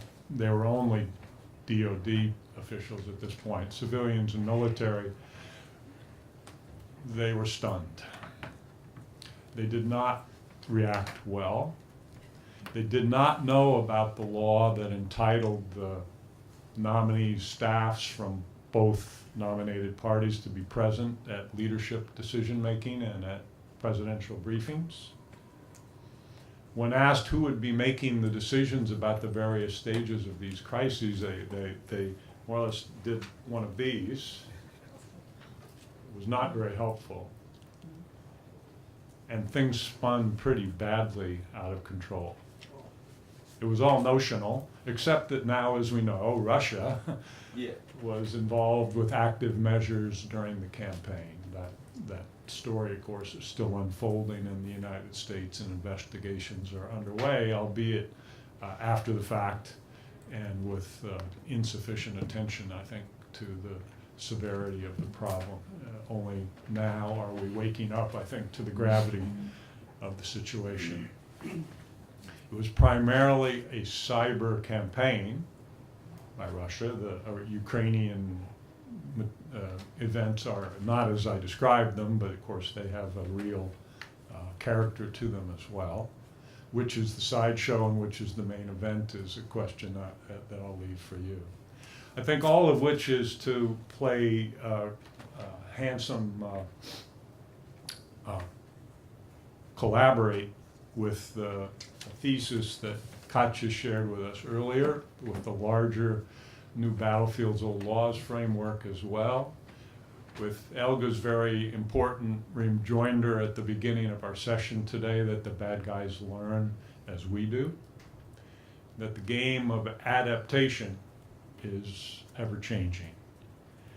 And certainly in the United States, I am an American, for those of you who didn't know, we were caught way unawares by what happened during the election of last year. It's not a partisan matter. It was an attempt to undermine our democracy So, with great success. Yes. what Let's is- talk. What is America going to learn? What is going to be done in 4 years' time? Will they have double crew for a year until it's sorted out? I mean, must do something.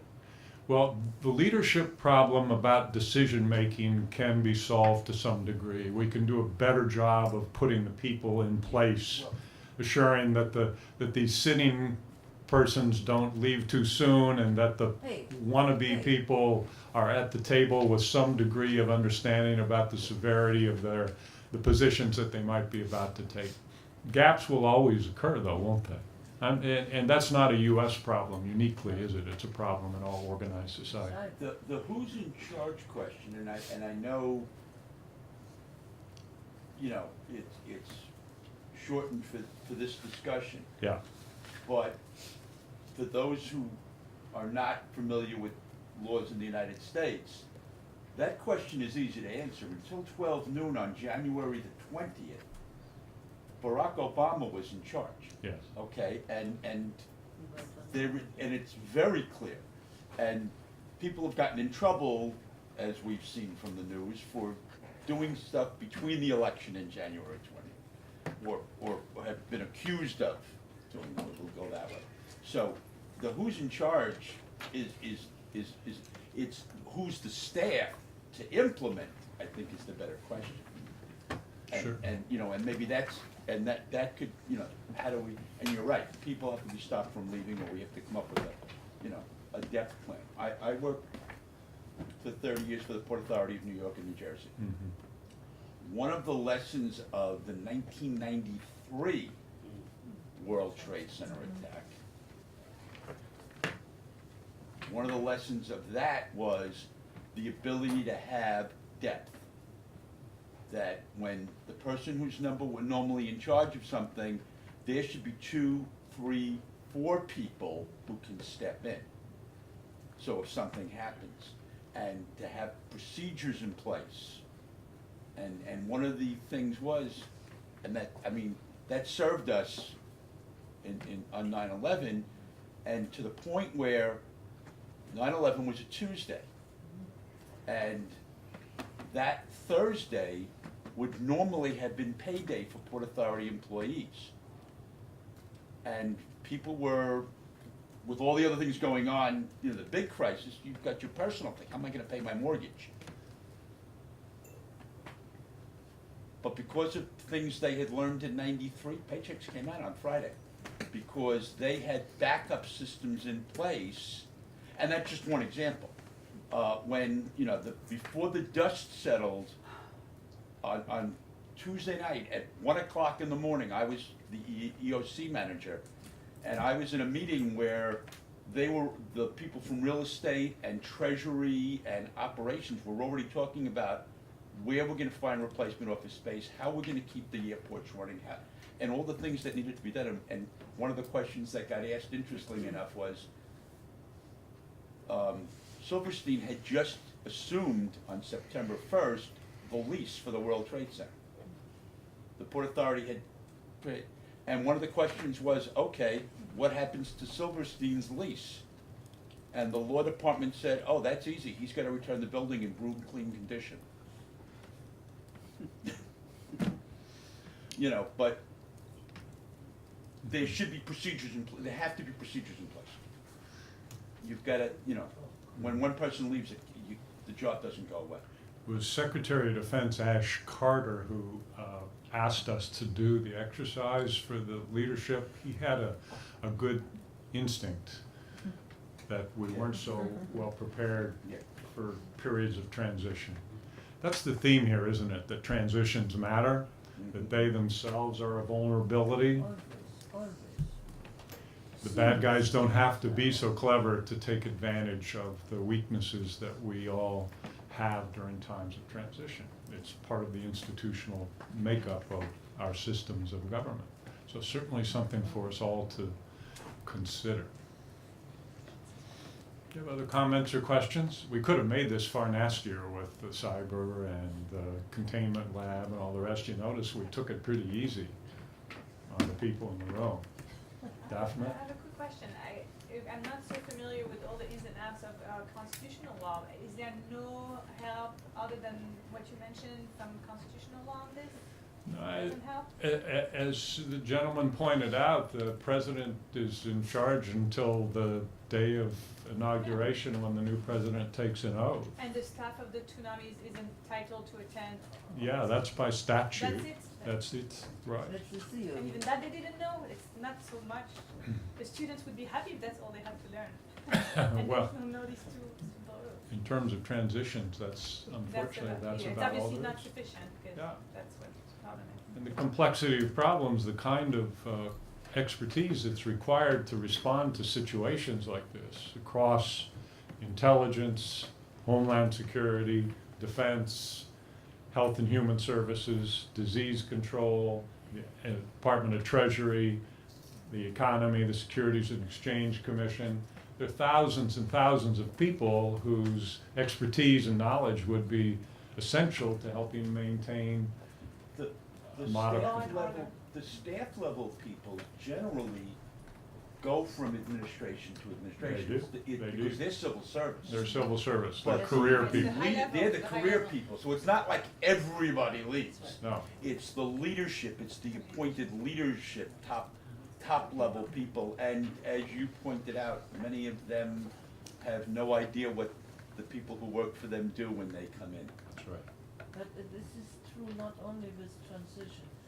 I would say all of us have the inclination to postpone backup. Yeah. Yes. It's only the, Right.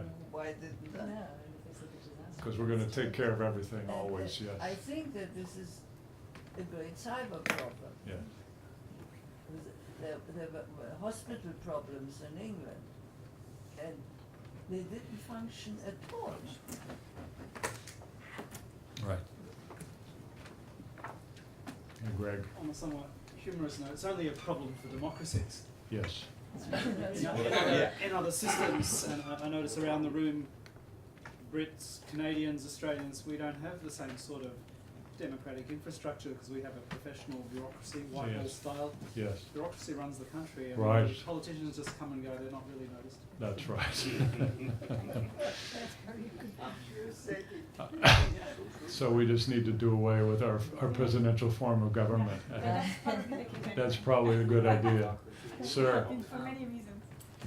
For example, if we take the 9/11 as an example, why, even if there is no federal government, there's still the state government Yes. to take charge, even in the immediate time span. Yeah.